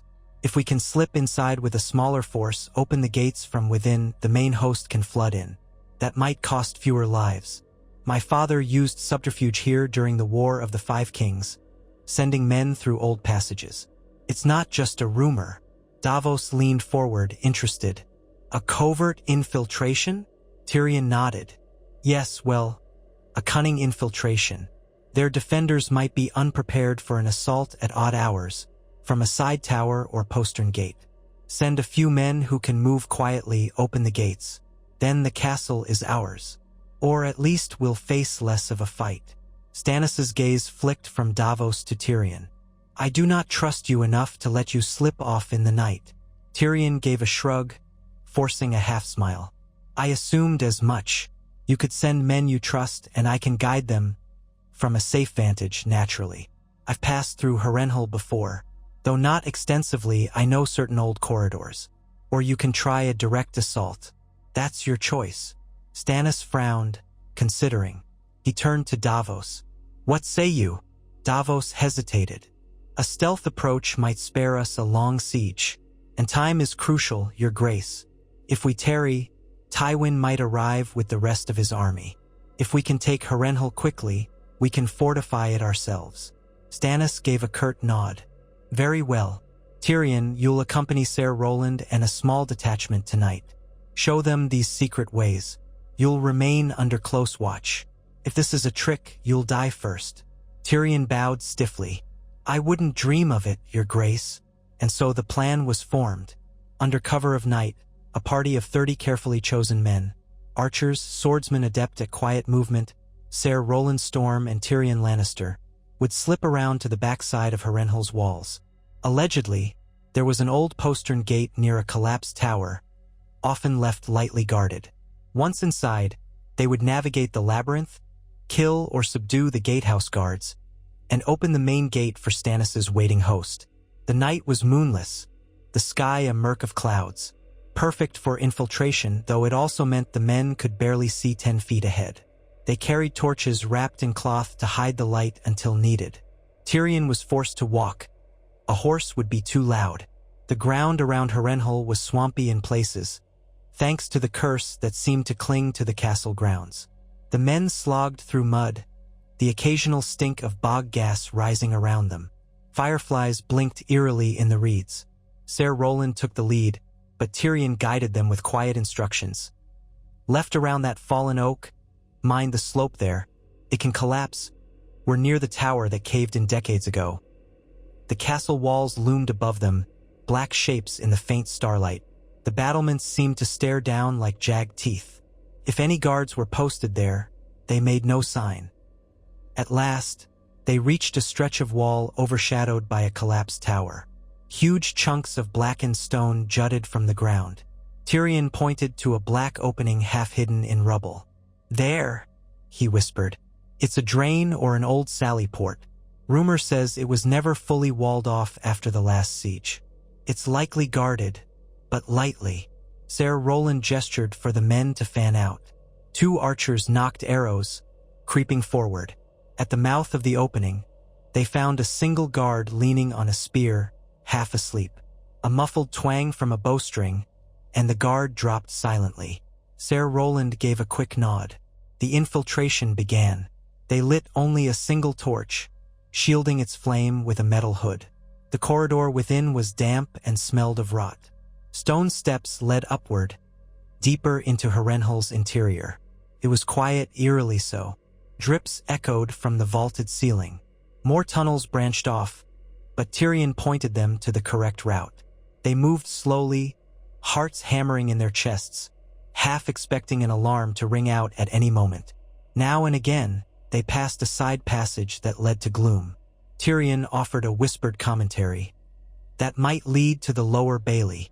Avoid it. We want the gatehouse." The men stepped carefully over debris, mindful not to clang their weapons. Every scrape of boot on stone sounded thunderous to ears straining in the silence. A few minutes later, they reached a spiraling set of stairs that Tyrion insisted led near the main courtyard. If they ascended quietly, they would emerge behind the gatehouse. Once there, they could ambush the gate guards. Ser Roland signaled to advance. The men crept up the spiral, each heart pounding. At the top, they found a wooden door. Tyrion pressed his ear to it, hearing the low murmur of voices beyond. Roland nodded to the archers, who readied themselves. Another man hefted a short battering ram. With a sudden, controlled burst, they smashed the door. Splinters flew. On the other side waited 4 Lannister guards, startled from dice or conversation. Before they could shout, arrows found 2 of them, and Ser Roland lunged to cut down a third. The last guard fumbled for his horn, but Tyrion batted it aside with a short sword. Another soldier of Stannis' party knifed him in the ribs. The guard slumped. The entire exchange took mere seconds, leaving the corridor splashed with fresh blood. Beyond that corridor lay the gatehouse platform. Torches blazed in iron sconces, illuminating the heavy mechanisms that raised and lowered the portcullis. 3 more Lannisters stood watch there. Hearing the commotion, they spun around, wide-eyed, but the infiltration team had the advantage of surprise. 1 Lannister died with an arrow in the back. Another tried to grapple a Baratheon soldier, only to be thrown off the walkway, falling with a scream into the courtyard below. The third was quickly overpowered and slain. Ser Roland glanced around, breathing hard. "We hold the gatehouse. Signal the king." Tyrion watched as one of the men dashed forward to the mechanism, spinning the giant wheel. The portcullis creaked and shuddered as it began to rise. Another soldier ignited a small torch and waved it 3 times out of a narrow window, the prearranged signal. Outside the walls, Stannis' waiting army would see that flicker of light and know the infiltration had succeeded. In the courtyard below, a clarion cry went up among the Lannister garrison. Guards spotted the portcullis rising. Shouts filled the night air. Men came pouring out of doorways, armed and shouting, some half-dressed. But it was too late. The main gate stood open, and the first wave of Baratheon foot soldiers poured in, using scaling ladders where needed, charging through the breach. The clash of steel echoed in the darkness. Harrenhal was awake now, but the infiltration had given Stannis' men a critical foothold. Tyrion flattened himself against a parapet wall, watching the chaos unfold below. Firelight from scattered braziers and torches played over the courtyard. Screams, curses, the ring of sword on shield. The Lannister garrison tried to form a defensive line, but King Stannis himself led the assault, wearing a black cloak and dark steel plate. The confusion was total. Some Lannister men fled deeper into the castle. Others tried to hold the courtyard, but discipline broke under the suddenness of the attack. Meanwhile, Archers in Stannis's ranks fired from vantage points near the gatehouse, picking off defenders with cold precision. Within an hour, the fighting was largely done. Sporadic pockets of resistance remained in the twisting corridors and in certain towers, but the gatehouse and main courtyard were firmly in Stannis's hands. The Lannister banner was torn down from the ramparts, replaced by the crowned stag. Shouts of victory resounded in the blackness of the Harrenhal night. Stannis ordered the fortress locked down. No one would escape to warn Tywin. Tyrion stood in the G8 walkway, chest heaving from adrenaline, the smell of blood thick in the air. He felt strangely numb as he gazed at the battered bodies strewn across the cobblestones below. This was the second time in as many weeks that he'd helped defeat Lannister forces. The war had twisted all loyalties. He stared at his own hands, flecked with gore, and forced a small, bitter laugh. "Father, I suspect you never imagined this," he muttered. Ser Roland Storm clapped him on the shoulder, surprisingly gentle for a man so imposing. "You did well," he said. "I'll have men escort you back to the king's presence soon." Down in the courtyard, Stannis stood over a pile of Lannister dead. Torches revealed his face set in that familiar grim line. Davos approached, wiping sweat and blood from his brow. "We have the fortress, your grace. The survivors are fleeing deeper into the towers or yielding." Stannis nodded. "Secure them. Any man who fights on is to be slain. Those who yield we will take prisoner. No quarter for the commanding officers if they refuse to bend the knee." Davos's gaze flicked to the bodies. "As you command, my king." Melisandre emerged from the shadows near a stairwell, her red robes stained with soot. A single brazier cast dancing light across her features. She regarded Stannis with a certain glow in her eyes. "Harrenhal is yours, my king." The flames did not lie. Stannis exhaled. "So it would seem, but the real fight is yet to come." They spent the next day mopping up resistance throughout the castle's labyrinth. Some Lannister knights barricaded themselves in the Wailing Tower, forcing a brief, bloody siege. Others simply surrendered. In the end, the entire garrison was captured or killed. Many had little loyalty to Tywin beyond fear. Now that the crowned stag flew from Harrenhal's highest tower, they realized resistance was hopeless. Stannis wasted no time fortifying the castle. He placed a garrison of his own men in charge of the walls, assigned archers to the ramparts, and scoured the dungeons. Rumor said Harrenhal's dungeons were labyrinthine, filled with half-rotten corpses from ages past. Davos personally oversaw the clearing of these areas, accompanied by torchbearers and a small retinue. They found old bones, manacles, and rooms reeking of old decay. The horror of Harrenhal lived up to its reputation. That evening, a council was convened in the Grand Hall, an immense chamber with a vaulted ceiling blackened by centuries of soot. The echoes of voices seemed to vanish into the cavernous gloom. The hall had once been built to accommodate thousands, a testament to Harren the Black's monstrous ambition. Now it felt haunted. King Stannis took a seat at the high table, which was arrayed with a map of the surrounding region.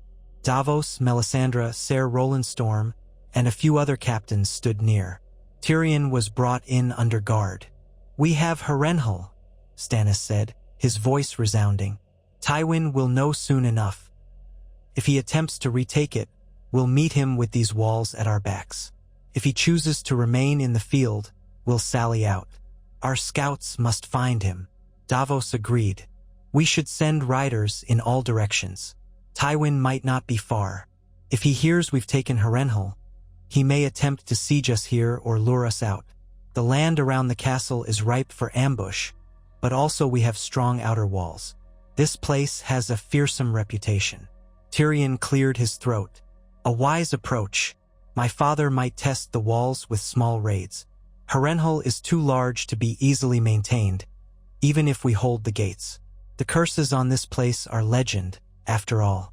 Soldiers might lose heart quickly, but if your men remain disciplined, Tywin will need a full siege or a cunning trick to dislodge you." Stannis's gaze flickered over Tyrion. "You have proven yourself useful again, Lannister. I will not forget that." Tyrion inclined his head. "Nor will I, your grace." Stannis turned to Melisandre. "And you, my lady, what do the flames show?" She closed her eyes briefly. "A battle yet to be fought. Blood upon a fortress of black stone. The lion's roar echoes in the darkness, but the stag stands tall in the morning light. There is more. A voice calls from the north, something old and cold stirring. But that is far from this field for now." Her cryptic words cast a hush over the hall. Stannis scowled.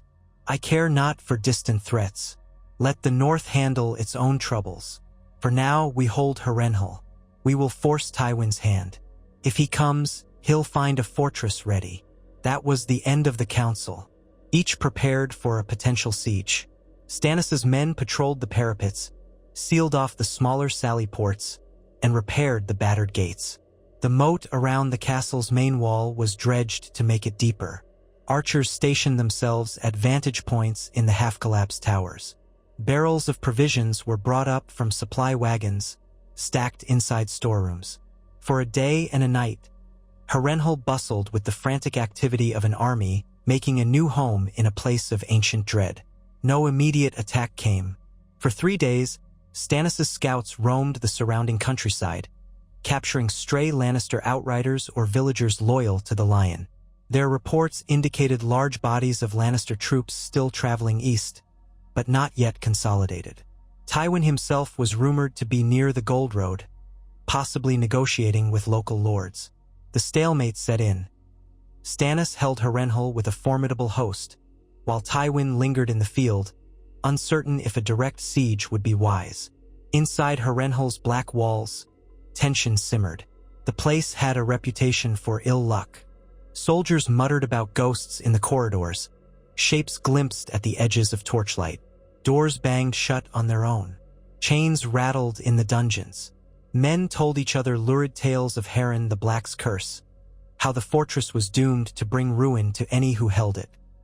Davos tried to quell these rumors, reminding them that they served King Stannis, who overcame adversity at Storm's End and King's Landing alike.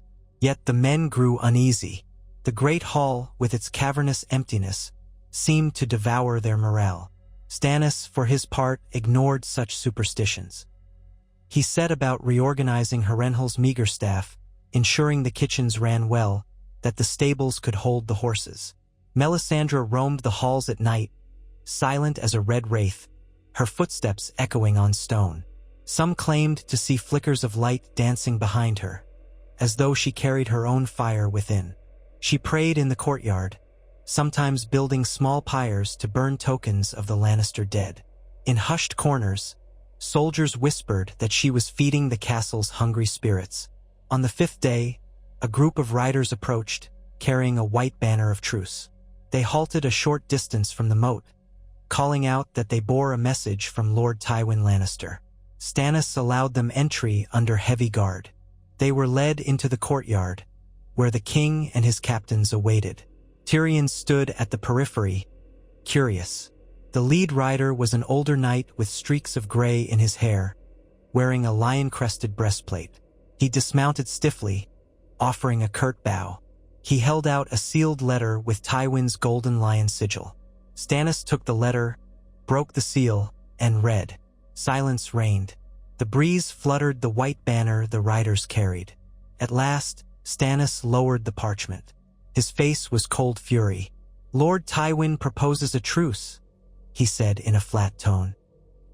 "He demands we relinquish Harrenhal and return to King's Landing, allowing him safe passage to bury his dead and regroup.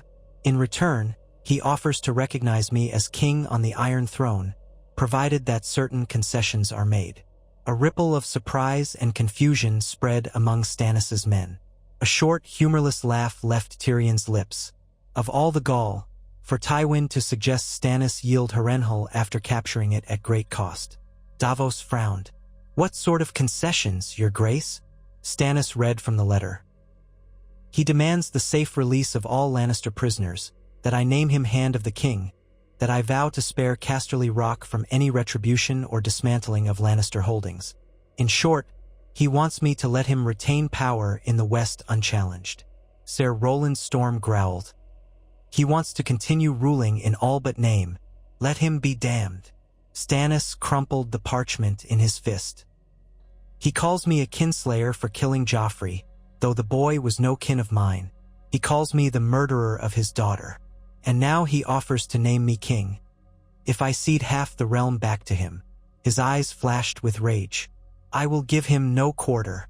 He will bend the knee or face me in battle. The older knight who'd brought the letter stood rigid. My lord's words were an offer of peace. If you refuse, then you leave him no choice. Tell him he has no choice, Stannis thundered. His false grandchildren are dead. His line is weakened. If he means to make war, let him come to Harrenhal. I will break him beneath these walls. That is my final word. The knight bowed stiffly. Very well, your grace. I shall convey your message. Stannis turned on his heel, indicating the interview was done. The Lannister riders were escorted out at sword point, departing with the white banner. Tyrion watched them go, a swirl of conflicting emotions within him. He knew his father would never bend the knee, not to Stannis, not to anyone.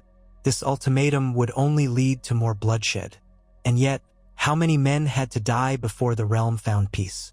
Davos approached Tyrion, voice low. Your father is a proud man. Tyrion gave a hollow smile.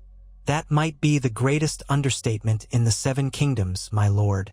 He will come, one way or another. So they waited. Days dragged on, each sunrise bringing new tension. The watchmen on Harrenhal's walls peered at the horizon, anticipating the arrival of a Lannister host. Scouts ranged far, capturing stragglers or encountering small bands of Lannister soldiers, but no large force materialized. Some began to speculate that Tywin had retreated to the Westerlands, cut his losses. Others suspected a cunning ploy, that Tywin might try to lure Stannis back into open ground. Meanwhile, ravens came from King's Landing, letters from Lord Valerion and the Master of Coin, describing the city's uneasy calm. The Tyrell supply lines remained tenuous but open. There were rumors that Mace Tyrell was offended that he'd not yet been crowned Warden of the South in some grand ceremony. Stannis's queen, Celis, remained on Dragonstone, seldom writing. Sansa Stark stayed in the Red Keep, uncertain of her fate, though apparently no harm had befallen her. Another letter from Robb Stark arrived, addressed to King Stannis. He continued to fight the Ironborn, but there was no immediate sign that he would submit to Baratheon rule, though he was open to further talks.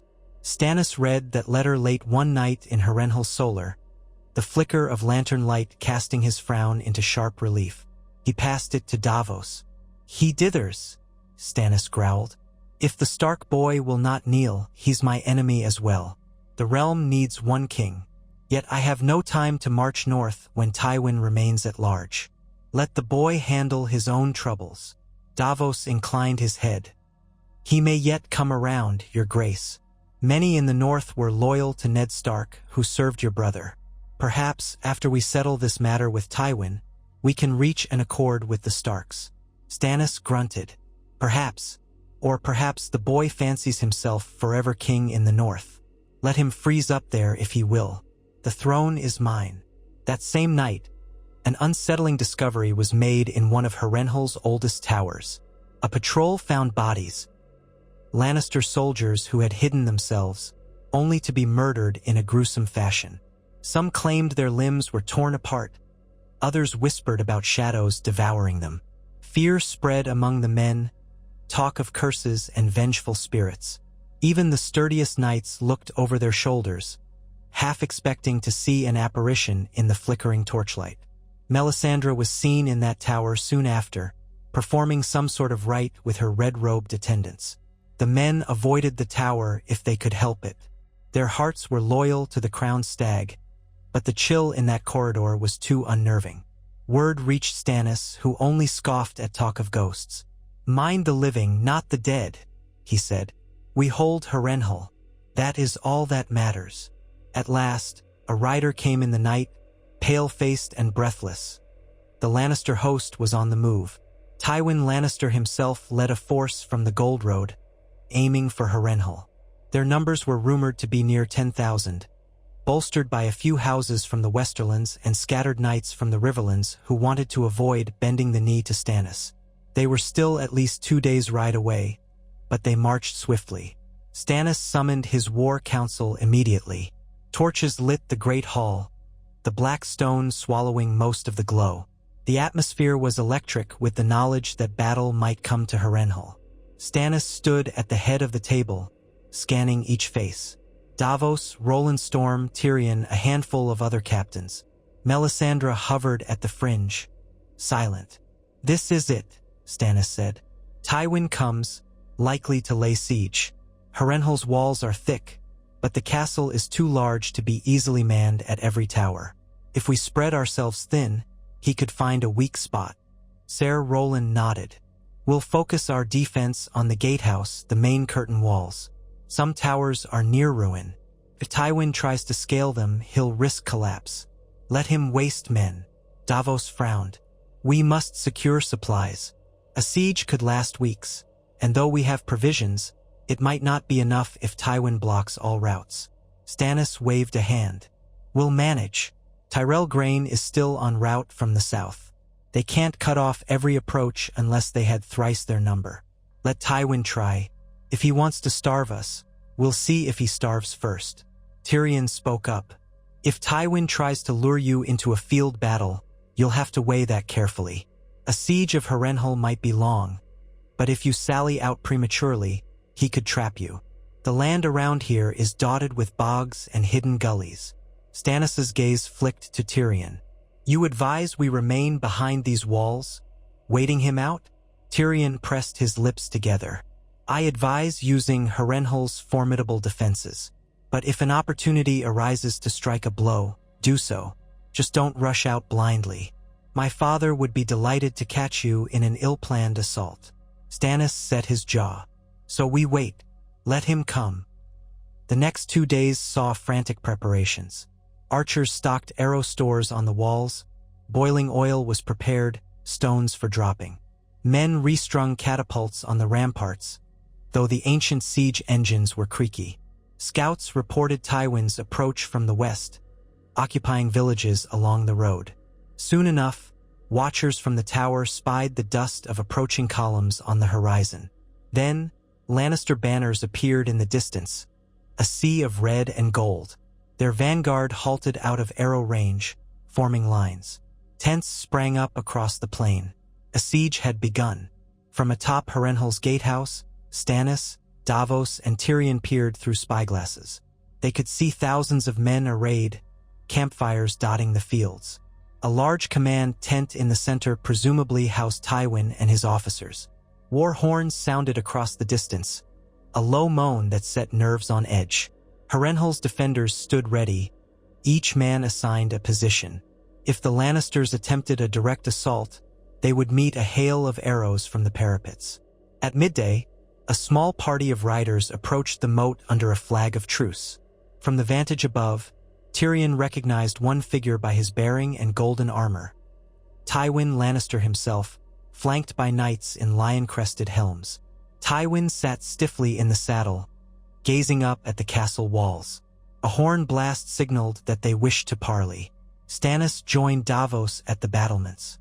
"He wants to talk," Davos said quietly. Stannis's mouth was a flat line. "Then talk from up here we shall. Lower the drawbridge just enough for words, not a step more."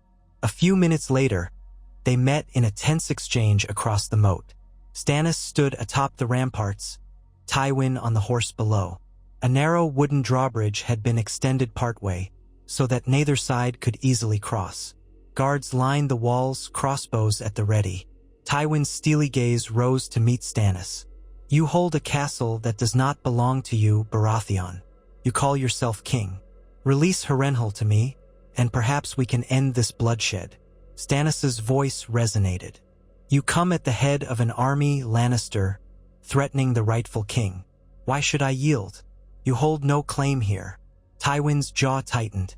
"You are the murderer of my grandchild and my daughter. You have no moral ground to speak of, no matter your alleged rights. Know this. If you continue to defy me, Harrenhal's walls will run red with your men's blood."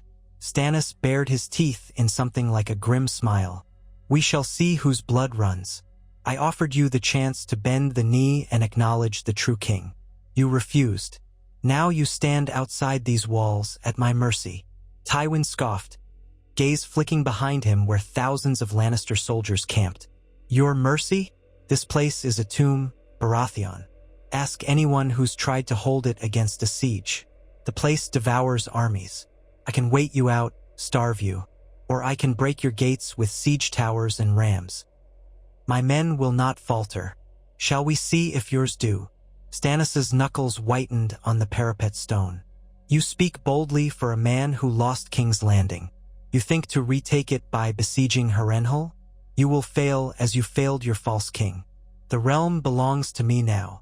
A hush fell. Tywin's eyes flicked to the side. It was then that Tyrion, who had carefully positioned himself so he could see but not be seen, spied the faintest flicker of emotion cross his father's face. Anger, yes, but also something akin to pain. His father's pride had been wounded deeply. He had come personally to rectify it. Tywin reined in his horse, steel scraping. "You have made your choice, so be it. We will speak again only on the day your men lay down their arms and open these gates." He wheeled around, riding back to his lines, a train of knights following. Stannis turned away from the parapet, his face like a thundercloud. Davos dared a question. "He means to starve us out? Let him try," Stannis ground out. "We have stores for months, and I'll not sit idle. We'll test his lines soon enough." Thus began the siege of Harrenhal. Tywin encircled the castle with a ring of camps, though he could not fully invest such a sprawling fortress. Stannis sent out small parties at night to raid, harass, and cut down Lannister pickets. Tywin responded with patrols of his own. Minor skirmishes erupted in the fields, a steady trickle of death on both sides. Days turned into a week, then two. The men inside Harrenhal grew restless, pinned behind walls of black stone that seemed to whisper ominous secrets. Tywin's men outside grew frustrated at the castle's vastness and the Baratheon raids. The tension ratcheted up with each passing sunrise. Inside the fortress, morale wavered. Some men claimed they saw monstrous shapes in the corridors. Others insisted it was a Lannister sabotage. A portion of the garrison grew ill with flux, perhaps from the tainted water of the moat. Davos tried to keep spirits high, ensuring rations were fairly distributed. Melisandre's nightly prayers in the courtyard unsettled as many as they reassured. One night, Tyrion ventured to the ramparts alone, a guard trailing behind him at a distance. He leaned against the cold battlements, looking out at the ring of Lannister fires across the plain. It reminded him of the Siege of King's Landing from a different vantage. He wondered if the Seven Kingdoms would ever know peace. The irony was that he should be inside this cursed fortress, fighting against his own father. A pang of old hurt flared in his chest. For all the cruelty Tywin had shown him, Tyrion could not entirely banish a strange longing, a child's wish that his father might have loved him. But that was a fool's dream drowned long ago. He heard a whisper behind him. Turning, he saw Melisandre, her red robes ghosting across the stone. The guard stepped aside, wary. Tyrion swallowed, glancing around. He'd never much cared for her presence. "My lady," he greeted. She smiled faintly, eyes seeming to glow in the torchlight. "The night is dark, Lord Tyrion, and full of terrors for many. Do you feel them?" He gave a short laugh. "I'm a Lannister in a fortress full of Baratheon soldiers, surrounded by my father's army outside. Yes, I feel the terrors quite acutely." She studied him with an air of curiosity. "And yet you do not quake. You stand here staring at the enemy. If you do not fear your father's wrath, or King Stannis' sword, what do you fear?" Tyrion considered.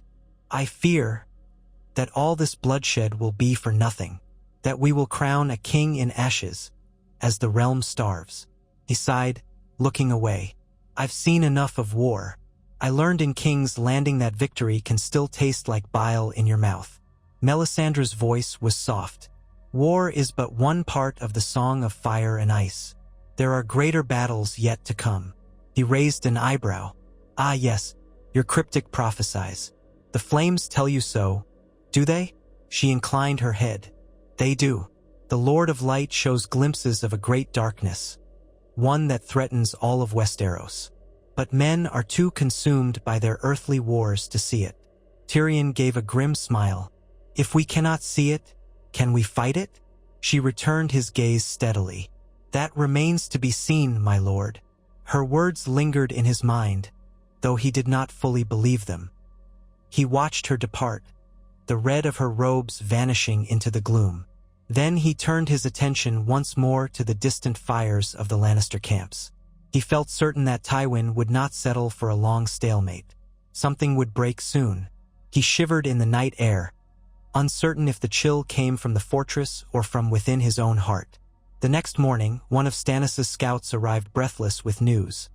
A large group of men bearing the lion banner was moving toward the north side of Harrenhal's moat, near the collapsed tower. Possibly they intended to test the fortress walls, maybe even attempt a breakout or infiltration. Stannis immediately ordered archers and spearmen to man those walls. He, Davos, and Ser Roland rushed to the battlements. Tyrion followed under guard, curious. Sure enough, they saw a column of Lannister soldiers forming lines beyond bow range. At least 1,000 men, accompanied by siege ladders and rams. Tywin was making his first real push. Horns blared. The men inside Harrenhal braced for assault. The Lannisters advanced at a trot, carrying ladders. Archers behind them loosed arrows at the walls, though most fell short or glanced off stone. Stannis' own archers returned fire, and men screamed as shafts found their marks. The Lannisters pressed forward, setting ladders against the battered sections of wall near the collapsed tower. The defenders poured boiling oil and dropped stones, sending some attackers plummeting. Yet wave after wave came. The clank of metal, the roar of voices. Blood splattered the stones. King Stannis strode along the rampart, calling orders, unflinching as arrows whirred past. Davos and Ser Roland did the same, ensuring that each section of the wall was supported. Tyrion peered through a crenel, seeing chaos below. The Lannisters were determined, climbing ladders in clusters. Some reached the top, only to meet spear thrusts. Others fell or were pushed back. On the far side, a ram battered at a small postern gate. The thick oak shuddered but did not yield easily. The defenders poured more oil, setting it aflame. Screams of burning men rent the air. A swirl of black smoke curled skyward. Tyrion coughed, eyes watering. Within an hour, the Lannister assault wavered. The walls held, and the cost was high for the attackers. Piles of corpses lay at the base of the walls. A retreat horn sounded from the distance. The battered remains of the Lannister assault withdrew, dragging wounded men. Cheers rose from the Baratheon defenders, though many of their own lay dead or dying. Stannis stood at the battlements, sword in hand, armor spattered with blood. He breathed heavily, scanning the retreating lines with contempt. "They test us," he muttered. "Tywin sees what we can do. Let him choke on the blood of his men." Davos, exhausted, nodded. "A costly test for them and for us. We lost near 200, by the look of it." Stannis scowled. "Then we see them tended to. We are not done with Tywin. He'll try again." And so it continued for days. Tywin launched probing attacks against different sections of Harrenhal's vast walls, each time repelled by the defenders. More men died. The moat ran red with spilled blood. Harrenhal's halls stank of wounded men, of sour bandages and fear. Stannis refused any negotiations, and Tywin repeated his demands through heralds, all of which Stannis rejected. The realm bled while father and son stared each other down, neither willing to yield. Meanwhile, word reached the fortress that the Tyrells were growing restless, uncertain if they should ride forth to break Tywin's siege or stand back and see who emerged victorious. Mace Tyrell demanded further guarantees from Stannis. In the north, the Ironborn advanced deeper, capturing key holdings on the coast. Robb Stark fought valiantly, but his situation looked dire. The entire realm was fracturing under the weight of too many kings, too many wars. At last, A new rumor surfaced among the Lannister camp. The gold mines of the Westerlands were rumored to be running dry. Tywin's resources, once bottomless, had begun to dwindle. If the siege dragged on too long, his ability to pay his soldiers might falter. Morale could break. The question was whether Stannis would run short of food first. Both sides raced against time and the demands of war. As the stalemate ground on, Harrenhal's dread presence weighed on everyone. Soldiers whispered that the castle cursed them all, that no one who held it could triumph.